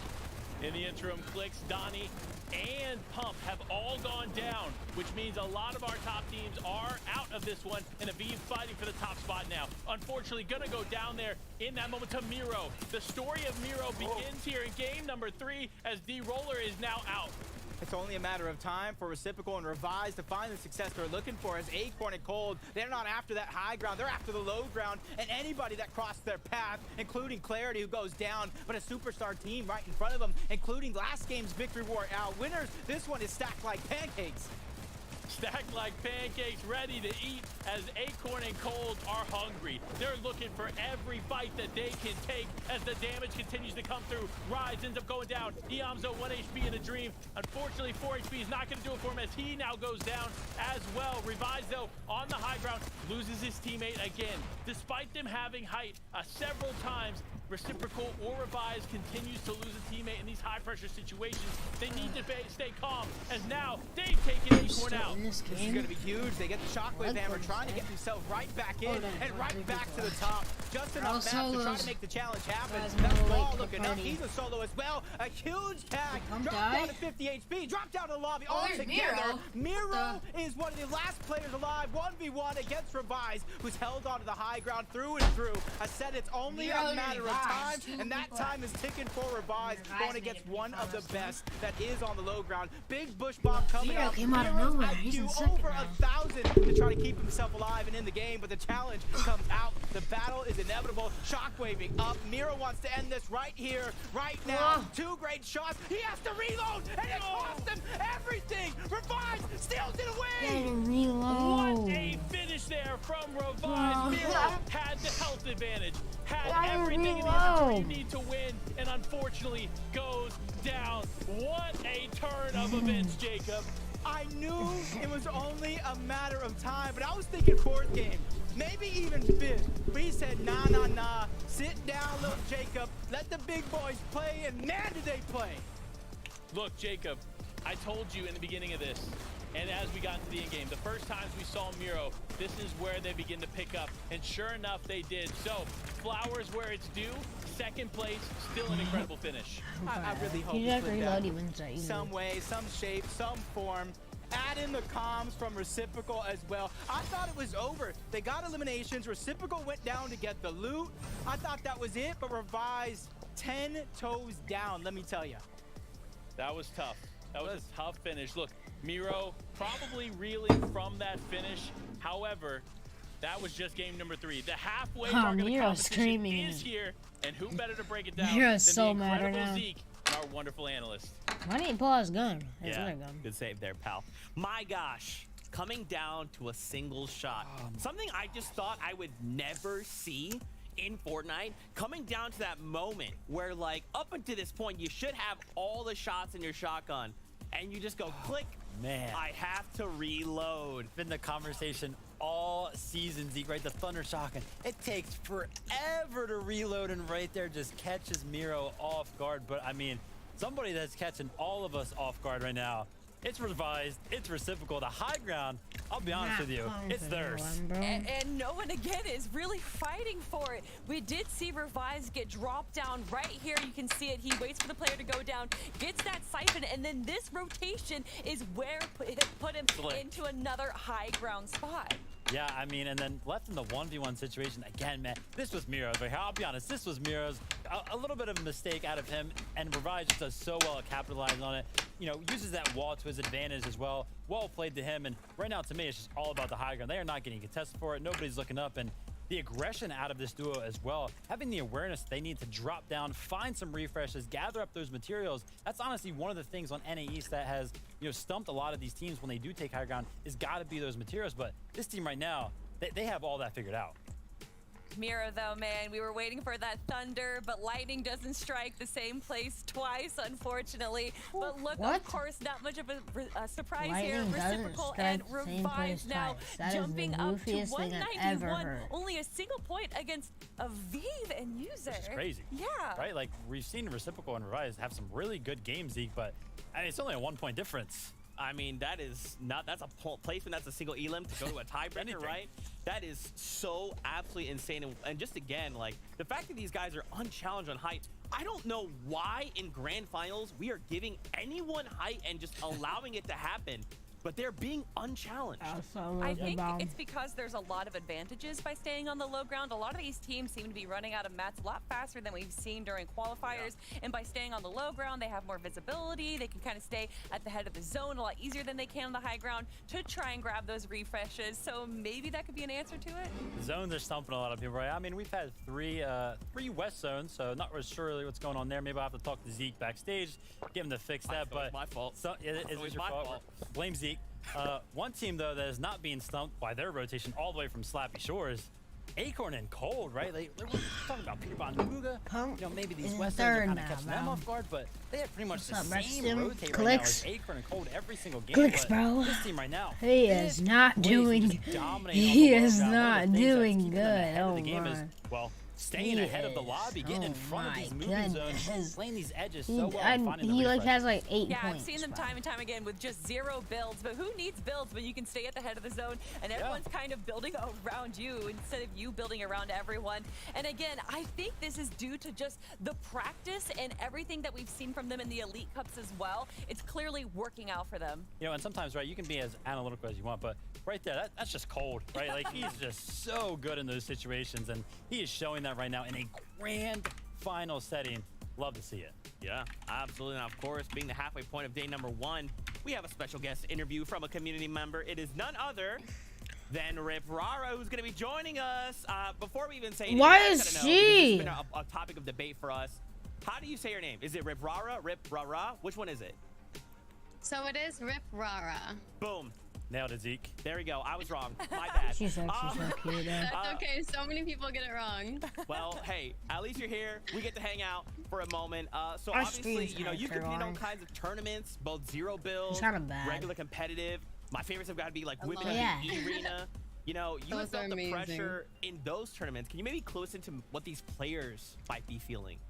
Yeah, so these players are going through a lot right now. You know, they have to really stick with their teammate, work together. And why are you guys asking E-Girl to explain what to do? Mountains, down the mountains. Sometimes you have to leave your teammate and really play as a solo just to make it to the end. Yeah, so we've seen 3 games so far, right? A couple games left to play on the day and a big day tomorrow. Holy what are you kind of bro. expecting the change for some of these duos? Like, what's going through their minds?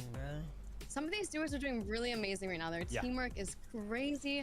I mean, you're as long as they asking can keep a it steady literal tomorrow E-Girl and to just play explain amazing, how play like constant, how I think like they'll, how to I don't know, play the top good. will stay at the top, But you know, Like, people, that the is underdogs the can come up as smallest well. brain play ever. Yeah, for sure. Well, hey, for all the fans out there, where can we look to find you?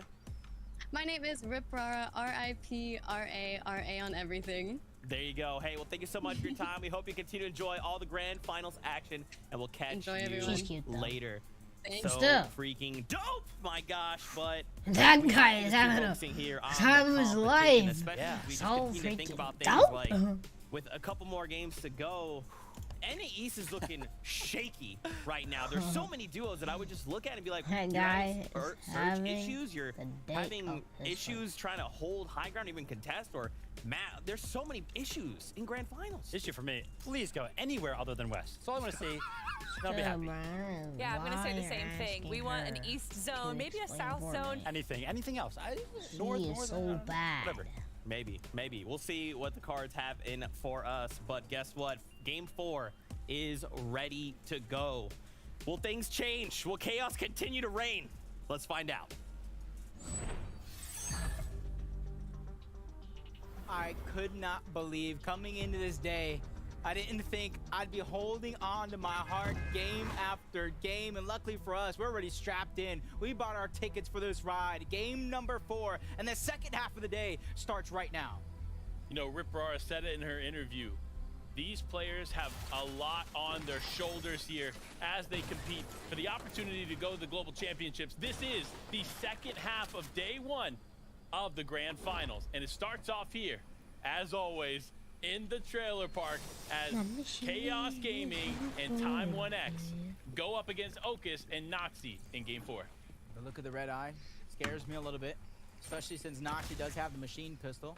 Immediately using an impulse to try to disengage, farm up. They don't want any of that noise. They realize it's the second half of the day. They cannot keep having the performance that they're having. But right now, Noxy gets caught on an island by himself, trying to figure out to survive. He does have some farm to work with, but you see Chaos Gaming and Time 1X just shooting out the farm that he could be getting, shooting out his builds, leaving him with almost nothing to defend himself with. These are the next couple of crucial moments. They get separated. Time 1X versus Noxy. He's boxing himself up to buy him time. But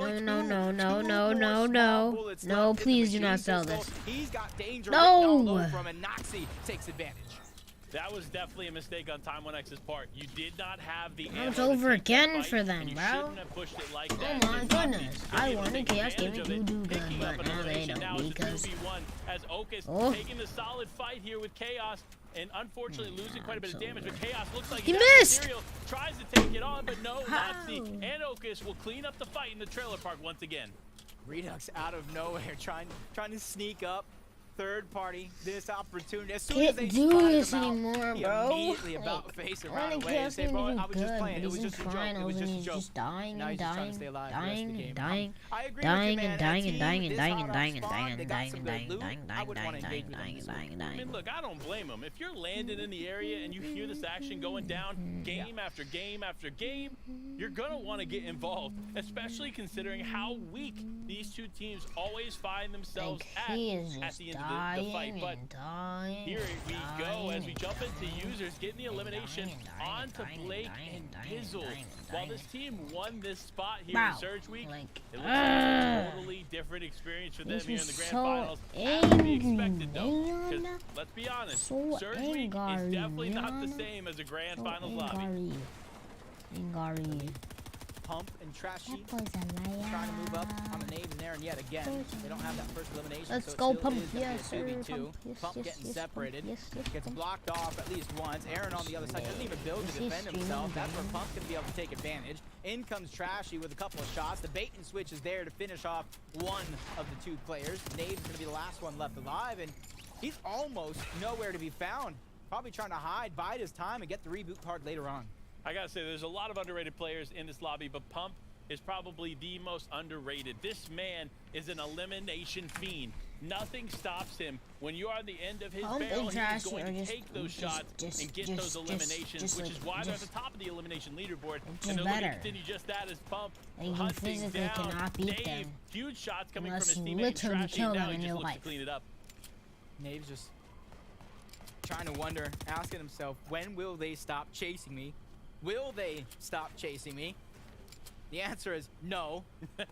pump is hot on the Like, heels. if you wanna For kill a them, team this you good, got they to realize kill every them single in point real life, matters. bro.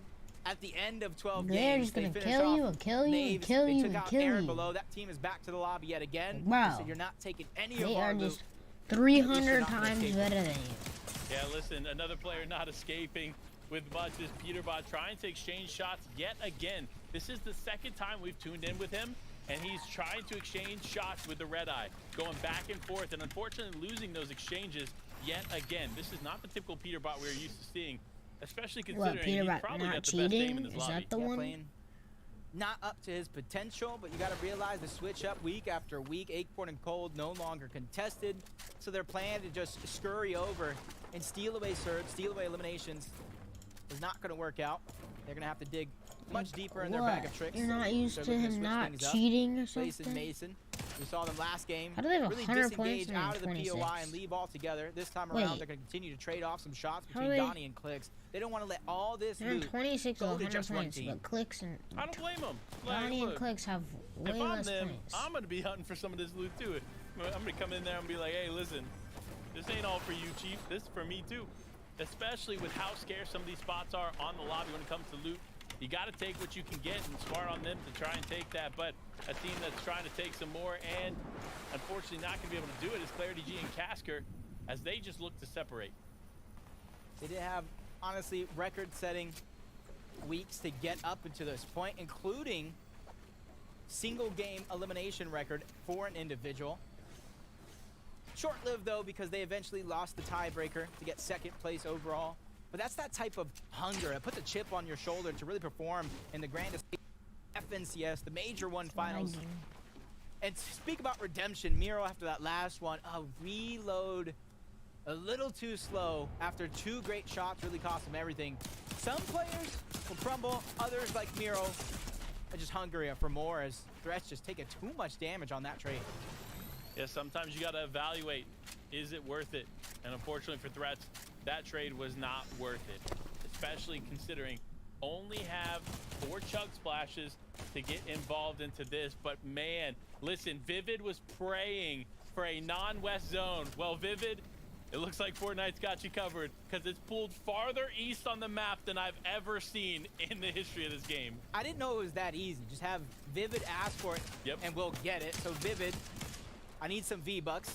Make sure you ask for all of us backstage. I want to log into my account, and I think 2,000 is a good number, maybe 3. I was thinking 20. Ooh, I like Panda's idea better. Vivid, make sure you hook us up. Macwood and Threats, they're trying to survive. And this is the thing, right? Going into that game, I don't think Threats and Macwood would have said, hey, let's grab the Jelly Angler, but they played to the situation. They need the Jellyfish to reheal, and so they're using their cards wisely. So smart. Honestly, again, speaks to the veteran nature of this duo. Both individually have been in the scene for quite some time. Even though it's their first time playing together, it's still a brilliance in 2 individuals coming together. But again, look, another shot of how far this zone has pulled. When Slappy Shores is the center of the zone, you know this thing is going far east. I'm like, forget the center of the zone. The whole right side, eastern part, it's in water, Panda. it's in water. If you don't have resources, if you don't have a boat, maybe some scuba gear, something, you're gonna end up drowning. But you gotta know that for everybody that is on that western side, timing is of the essence. You're gonna have to cut down your farming. You're gonna have to cut down your surge, storm surge route to get there in zone much quicker. But if you have a guess, are we going north or going south from here? Ooh, if I had to pick one, I'm gonna say north. And here's the reason why. If you look at where the map has kind of gone so far, it leans more north than it does south, which tells me if it's going to pull in any direction, it's going to continue to pull in that one. This is something you asked for. This is something Peter and Boogabot asked for. Let's get one zone, please. We need something to get the show on the road. This is their game to really light that fire underneath and play with the passion that we know they have as NPen and Chess Genius from one side of the map to another, still end up in a peculiar situation, fighting for survival against Flo and Nastin. But in comes that third party, Peterbot, ready to upgrade his firmware and find 3 eliminations. Look, I gotta say this, NPen has been an exceptional player. player in the Fortnite scene for quite some time, recently stepping into the collegiate scene and doing some big things as well. Seeing his performances in the collegiate cups speaks to the caliber of player that he is. But when you're going up against players like Peterbot and Bugha and another duo wall to wall, it's going to be a tough fight for any team in the lobby. And I like this disengage. They took some tags, and you can obviously see when he chopped down the tree, the loot that fell, you know he has the Harvester augment to go ahead and give himself that much extra. And that's them thinking on the fly, with Peterbot going down very, very early on, trading for Surge, even though he didn't get eliminated in every one of those games. That means that Harvester is going to allow them even more heals to work with for both HP and shield. Look, I'm not going to say that I know where zones go every time, but that zone is pulling heavy north. So if you're a team landing over here near Brutal Bastion, you're feeling pretty good, especially Lonely Labs, because you're already in the zone. But for players like Walkers and Burt, they're quite the opposite when it comes to the story of rotation, as they have a max pool distance to go. So get your feet moving. Make sure you got some nice running shoes here, because you got a bit of a trek ahead of you. And those decisions are going to pop up left, right, and center when everybody's having to rotate as far as possibly can be. And you spot another team rotating parallel to you, in front of you. Do you take the shots? Don't you take the shots? Leave that one up for debate depending on the situation you're in. So it's going to be really interesting to see how it all plays out. It's the only 3-4 full teams immediately in zone. You know the west side, you know the south side are going to be some of the most congested points on the map. Yeah, listen, with contestation being the way that it is, especially when it comes to the west side of the map, we're going to see a lot of players rotating on top of one another as this continues on. But Revised, coming off the heels of an incredible game, looking to mimic this despite having to move pretty much max distance. Tahi and Death, 124 points. When it comes to heals, they've set themselves up right, trying to stagger themselves back. We talked about rotating parallel to some of the teams. The decision to take the shots or not. Iamzo and Rise is one of those teams that have scurried their way, and so they're going to be in front. There's another team slowly but surely behind Death and Tahi. So it's going to be interesting decisions all around for everybody in the lobby where you're going to get your surge at. Oh, no. Oh, no. What's he doing so far? Peterbot is now out of this one as Bugha finds himself extremely separated from his duo. So that's going to be a tough call for them, but a good pickup here for Kanata and Agers onto Peterbot. This is an elimination they needed early, and unfortunately for them, they're going to be able to get it. But teams looming in the distance there in the Lonely Labs vicinity are set up for success. They're going to be looking to shots onto players like Kanata and Agers, who, while they're in zone, definitely have a lot less or a lot more movement ahead of them when it comes to the way the zone is continuing to pool. I'm just crossing my fingers right now because I'm putting myself in Kanata's shoes. Big shoes to fill, but I don't think I'll ever achieve that amount of skill. But as the zone continues to pull, half of it is still in the zone, which leads me to believe sooner or later somebody's going to get gifted that fresh part of land where zone will pull to and not really have to worry about much, as Nani and Larson only have to worry about making it to the zone. We talked about how drastic these pulls actually are. They're one of those teams that has rotation after rotation to make, while Storm Surge moving in the back of their minds. Yeah, look, honestly, they're a little bit above Surge, so they should feel okay in this situation, but definitely don't feel comfortable as another team continues to hold them here in faulty splits. And again, the zone is essentially max pulled away from faulty splits. So for either of these teams, if they do not start moving now, they're going to find themselves taking way too much storm damage to survive in the later rounds of this game. Don't test Nani. He'll make you regret it. Playing Peekaboo, he takes down over 150 shield and HP. And trying to keep it going, trying not let it go to waste. You see him wall to wall with Jacques as well, who's trying to use some valuable time to regenerate the HP, goes up a box, but now he's on the same layer as Nani, who's just waiting, getting that high ground, stealing it away, forcing Jacques down lower and lower. You see him and Larson taking additional angles. A huge shot's gonna be fired off. It's only a matter of time before he goes down altogether or Nani finishes the job. Yeah, but look, honestly, I don't know if finishing that job was worth it. Yep. Because now you got to rotate in, and unfortunately, no white heals, no med mist, no med kit, no bandages at the very least. No chug splashes either. Nothing in the inventory of Nani, so it's going to be a tough rotate for them. But players that have already rotated in and still need to move a little bit further. DeRoller and Jackson taking quite a bit of damage. Fortunately, going to pick up the elimination It looks like on to Muzz, so that's going to be a quick pickup. No, it's actually not them. It was Nick FN going to get that elimination onto Muzz. So despite that, they're going to be able to get this refresh, and it does look like a little legendary thunder right there for Just him. like having like a little It's fight. interesting to see him kind of hold on to that Maven just a little bit longer. Oh, it's a comp. The Mythic, bro, you rickrolled us right now, and that's gonna be one of those things I'm never. Actually, it happens to me all the time when I'm playing for it. I won't lie. I see a big pot, I'm like, ooh, a blue tactical pistol. No, it's just a big pot. You know, sometimes we have some tricks played on us. That's why I trust the players when they make their decisions. No, for sure.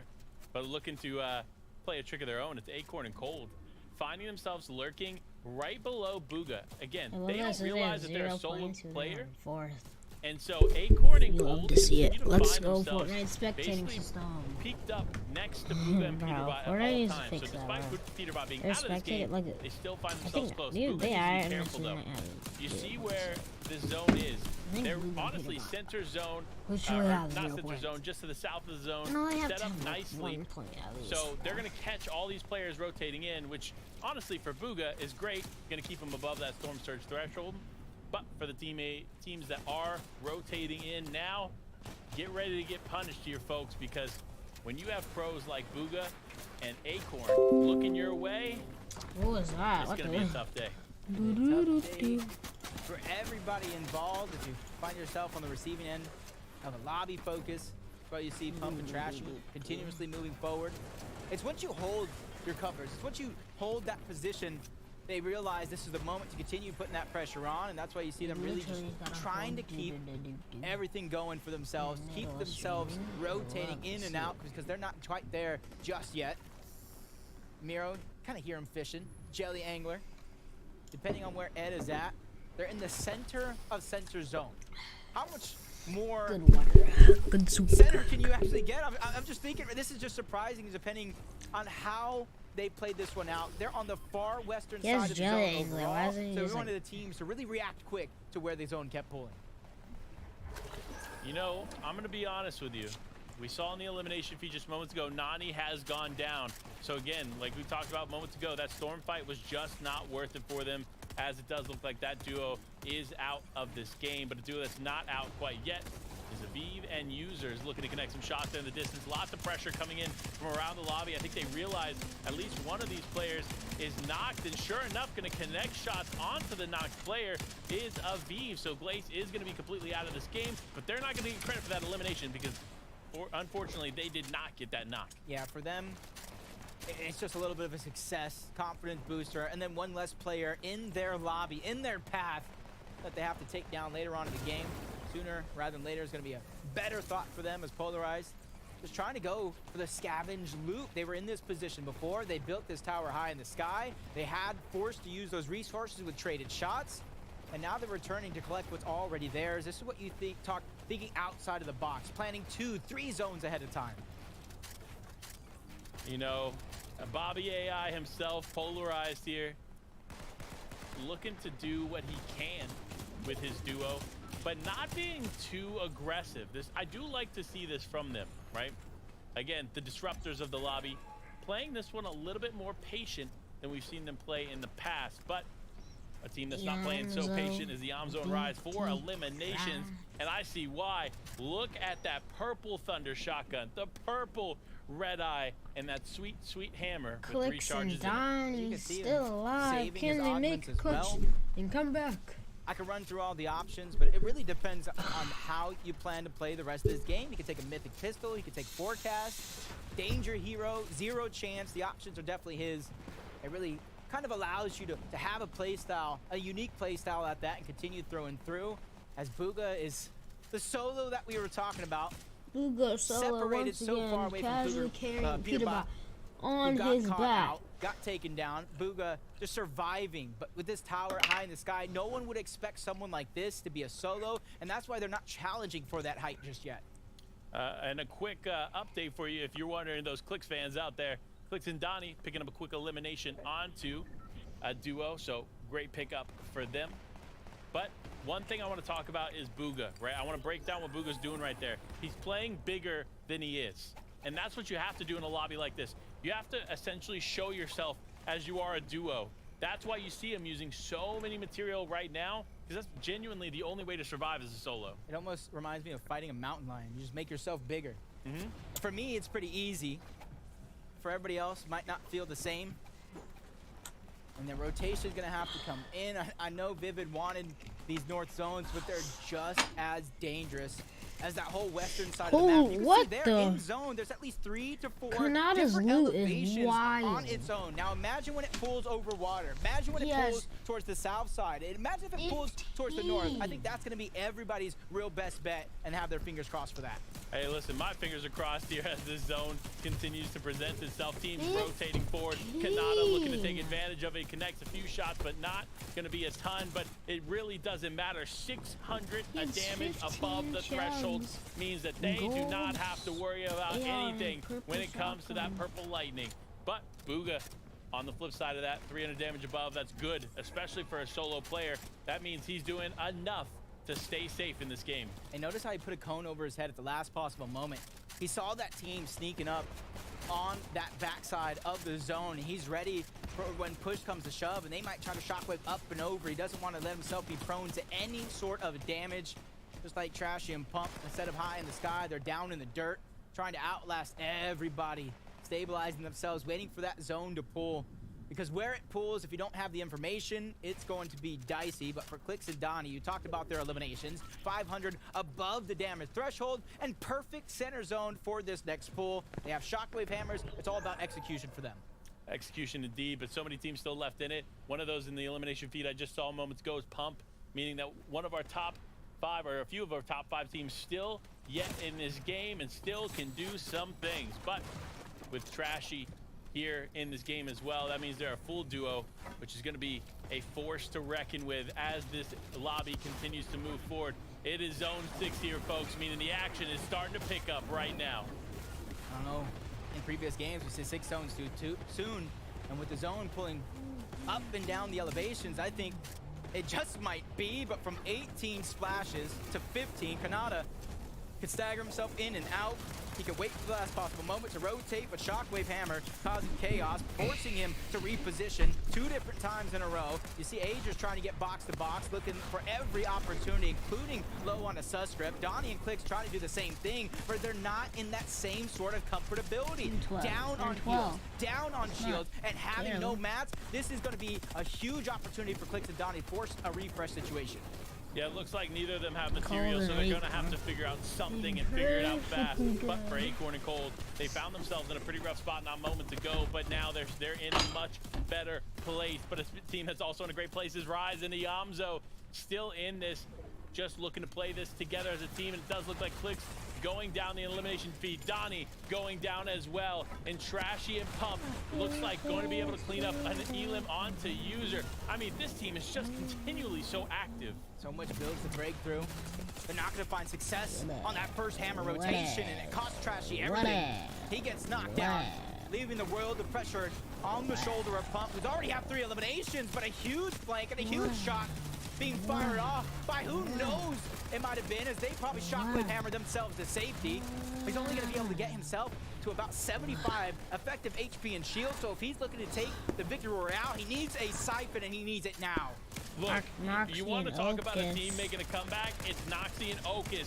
This duo struggling in the trailer park now win off spawn and find themselves on high ground. So many teams left in it, including Bugha. The amount of points he's putting up as a solo player is astonishing. If this doesn't motivate Peterbot, I don't know what will. Letting him know I am still the player that you guys saw win that World Cup championship, as Kanata's trying to be that devastating player to the lobby as well, using 3 of his splashes. Aegis is still down. They can splash, they can shockwave, they can get themselves back in and give them a second chance at life, just like Cold is trying to do the same thing. He lost Acorn just seconds ago. They have 4 eliminations, 180 points.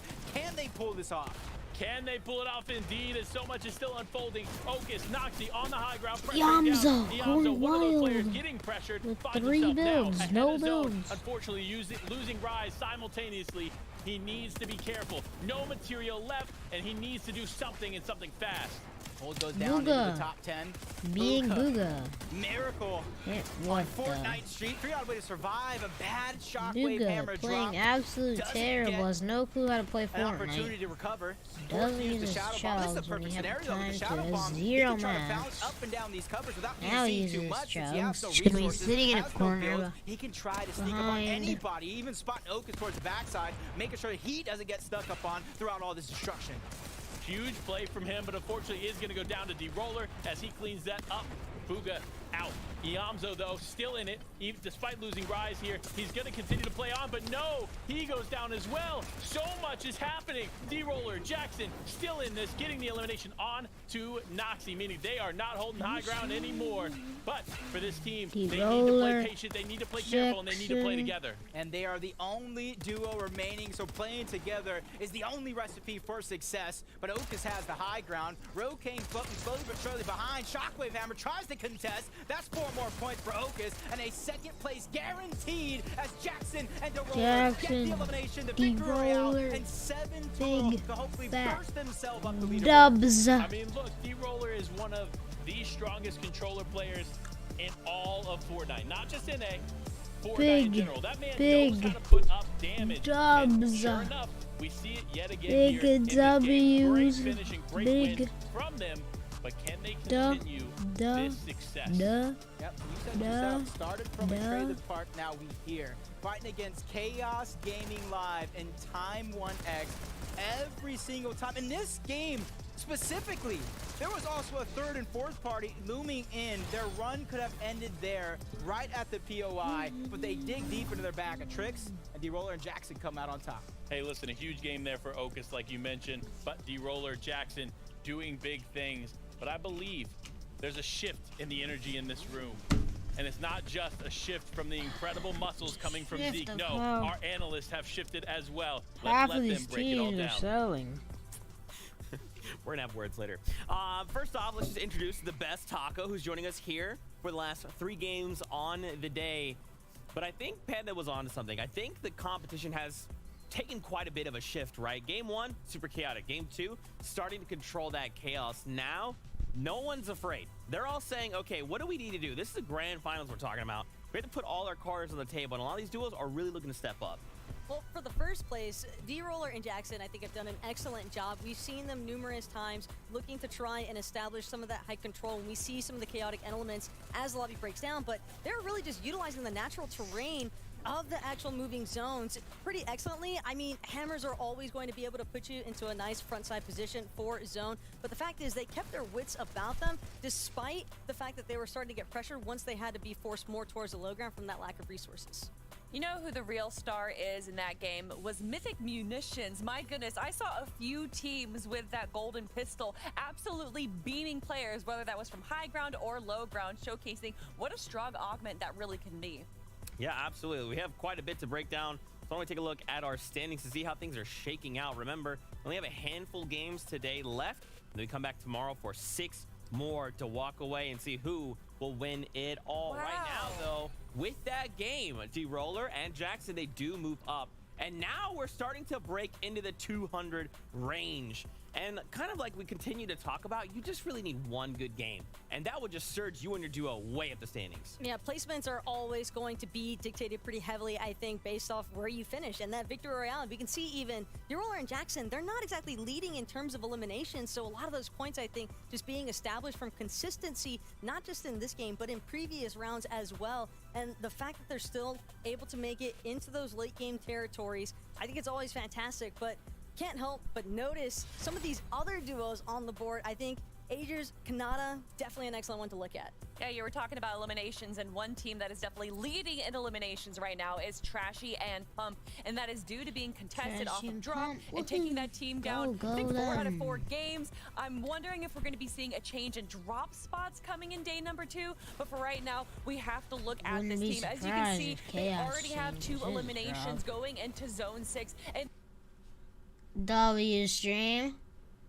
W Fortnite stream. Okay. Staying on second height or and on then the the low highest ground there, and quality. staying ahead of the curve of everyone else. Unfortunately, Trashy does go down a little early there. But the fact is that they were still able to make it work later on, and I think also the fact that they're drop spot is initially Woodsea War, but then they have this far east pulling zone. They still manage to make the trek. They keep sight of those eliminations, managing their surge as well, which I think is pretty difficult to do when you have to do those kind of cross-country treks along the map, because you're not the only duo that's looking to make those rotations. Another team that we have to talk about, and I thought we were out of water park for a second because I was in the splash zone. Agers and Kanata. I don't understand how Kanata has 18 splashes every single game, and you were even asking, what is Agers even holding at this point? Well, that was the thing, and we actually checked into it, at least for last match. He even still dedicated 2 of his slots. And yeah, you can see right there, prime example, 3 slots invested towards those splashes. Agers as well, usually investing a couple into the splashes. So it seems as though they've got every cooler, just, you would think that they have all of them dictated on the map. It's just a little unfortunate that it seems as though they weren't able to coincide with each other in terms of utilizing those splashes. I think Agers just eating an unfortunate blast there, but that's just part of the chaoticness that I think happens whenever you're trapped inside of those mid and low ground layers. Yeah, it could have worked out a little bit better. Obviously, we saw that Kanata tried to bring back Agers there, and it just didn't work for him. And at that point, he probably wasted a lot of splashes because he was staying in the storm during that point. So, unfortunately, not able to convert that into an in-game performance. And that's why we're seeing them in 7th place instead of the top 3. Yeah, and even after this, look, Ocus, right? We saw them in that final few moments of the game, right? Once again, you just need to hit those final few placements, because those placement points are super beneficial. You pair this with eliminations, and you're gonna just be where these two say you need to be, right? Second game I mean, was I want to super do actually fun to watch. really The quick third take a game look at the top, the was 20, really 11th down through boring to 20th, watch. because remember, this is like a 2-day competition, and some duos might be looking to say, we'll come back tomorrow, the we'll third be game was even really stronger. fun. Someone like Fourth Casker game and was Clarity G come to mind. Well, even looking How at did Caster and 19th Clarity and G, they you won? look at that initial 11 through 13. How do you I mean, do that, Walkers bro? and You literally Vert, win a game Nero and and you're Ed, Casker and Clarity. These are all duos that were doing They're sold. phenomenally throughout weeks They 1 through 3. sold. And so to see them kind of struggling here a little bit to break that top 10, it's not easy when it comes to grands. I do want to point out as well, and this is like the perfect example. Remember, Pledge, TK, they got themselves the victory out in game number 1, but have not been able to continue that momentum. This competition is at its peak. This is the very best of the very best, going head to head. You can't just get a victory out. That's not going to be enough. You have to put all the pieces together if you hope to walk away the winner. I said at the start of the show, consistency is key, and it's like a broken record. We say that all the time. It isn't just about grabbing one VR. It isn't just about grabbing one pop-off game. It's about making it to the end game every single time and grabbing a handful of eliminations. See, I'm on the other side of that coin right now, though, because I almost want to see some of these duos that have been struggling to find that success switch it up here, because we've only got 2 games left for today, and you definitely don't want to find yourself in a tough position, because then you're going to dig yourself out of the hole for day 2. Yeah, and I'm even thinking global championships, right? We bring all the regions together. If you're struggling here, that stage is going to be even more difficult. But for now, we're going to take a little bit of a break, because guess what? Game 5 is ready to go. Who better to call all the action than Jacob PR and Life with Panda?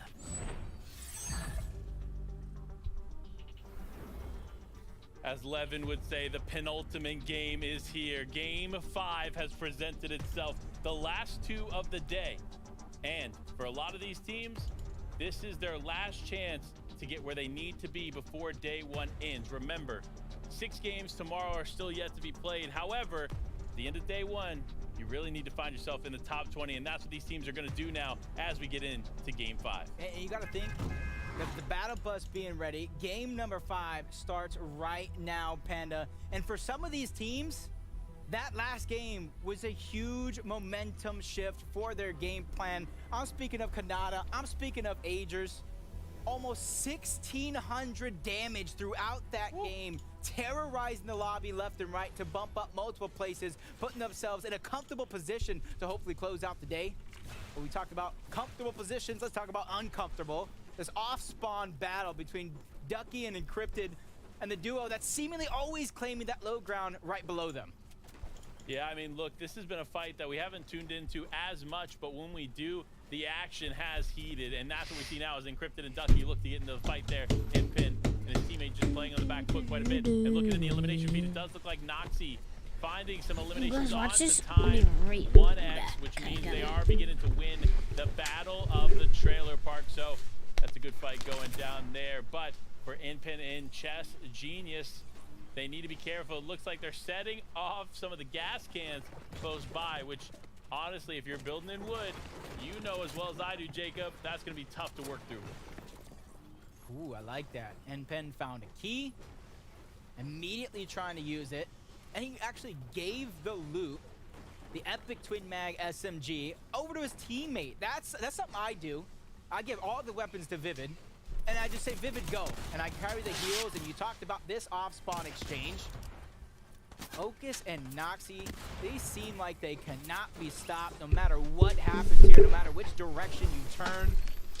And they immediately finish this one off. You can see how they got the tags on the Chaos. He's unable to build, doesn't have the resources, he gets dropped.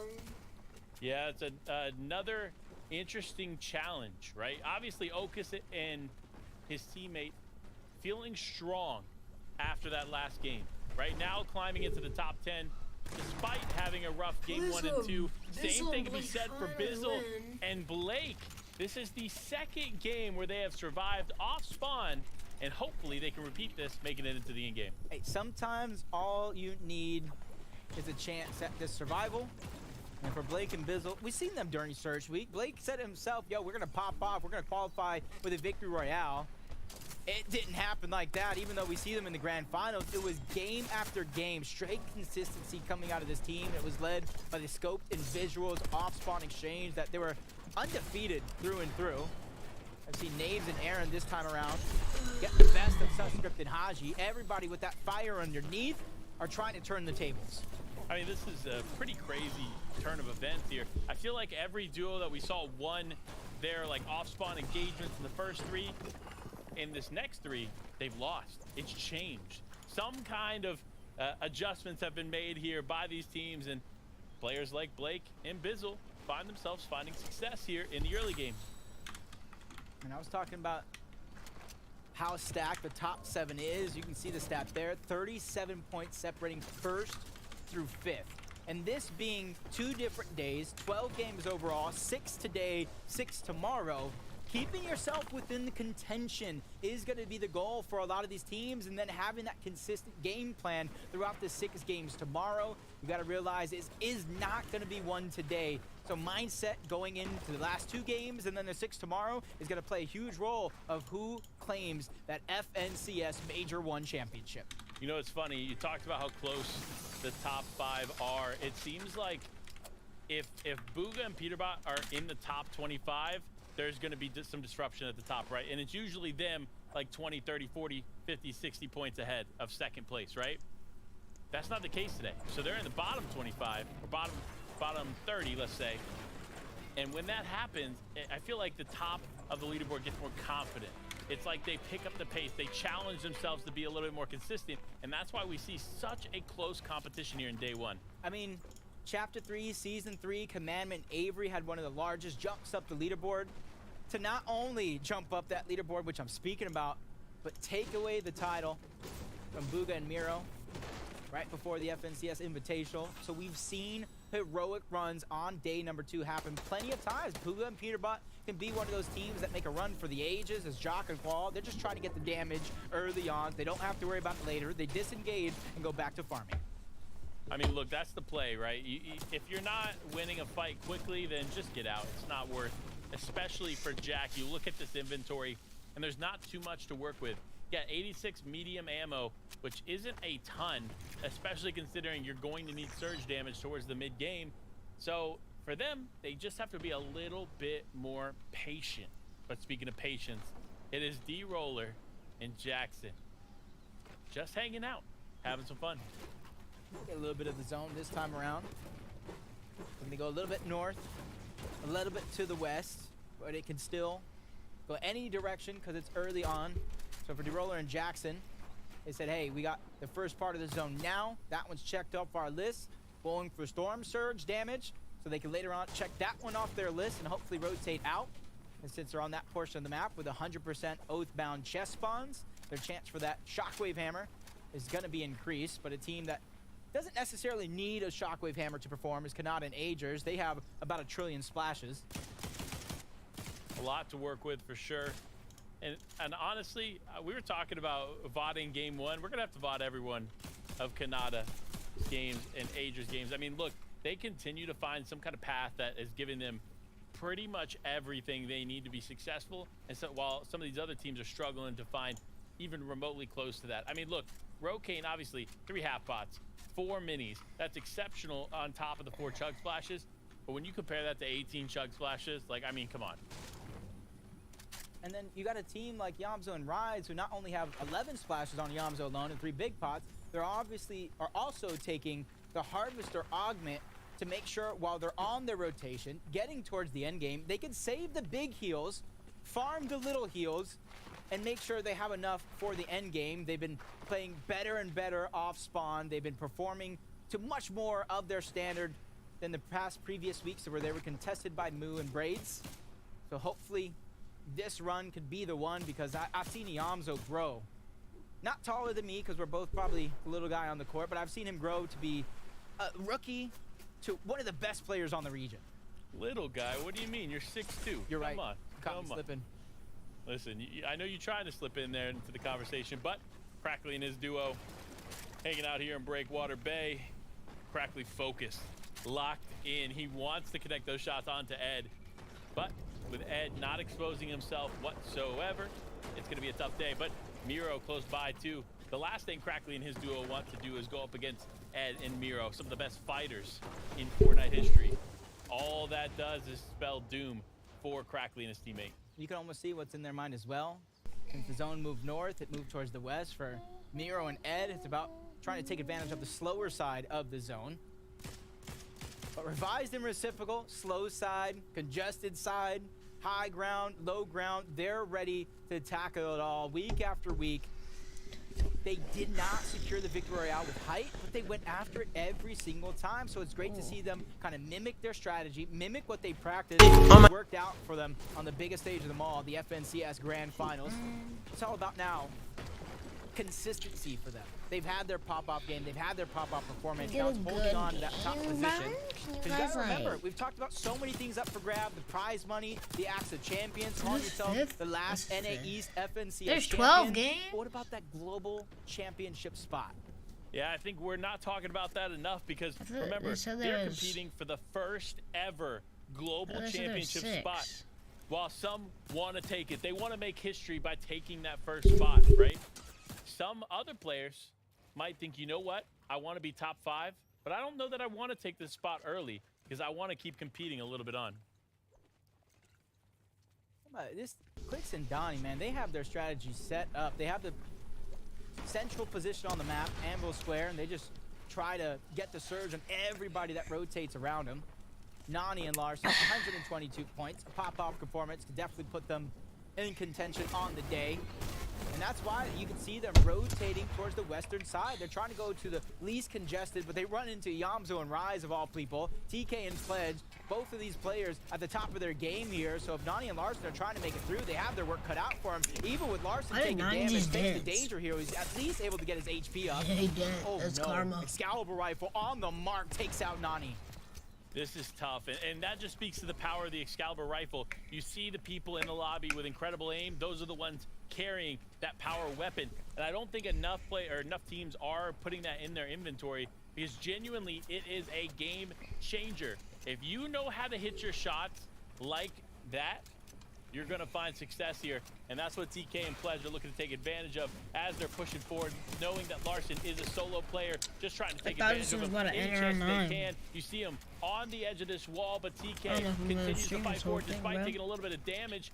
The fight continues on. Halfway. I mean, look, for a duo to They spent only 3 take hours. on a solo He's and gonna still go take through this 6 much time to hours. take the fight, you have to I was reevaluate what you're playing. doing. I could play for shots that coming in, Quanti and all these other third But, parties like, why want to make their life that much harder. But D-Roller and Jackson had such a phenomenal game. I'm not seeing Vivid, the you first have to have half. some sort of an eye to tell us how their game plan is playing out. Yeah, guys, we're back to those west-ish pulling zones, which is good news for our first place team right now. Early to set up an early Storm Surge base here, but not only that, able to also start to stack up some of their meds up at the top of their base. Also to note here, we got the Shockwave Hammer and Aerialist to boot as well. So let's see going into game number 5 here if they can hold on to their lead. Thank you, Vivid, for rolling through these facts as we continue on with Chubbs and Bryce. This duo, not necessarily together. I'm actually curious. I see where Chubbs is, but where's Bryce? I mean, I've seen these things happen in that last game with Peterbot and Bugha being so separated.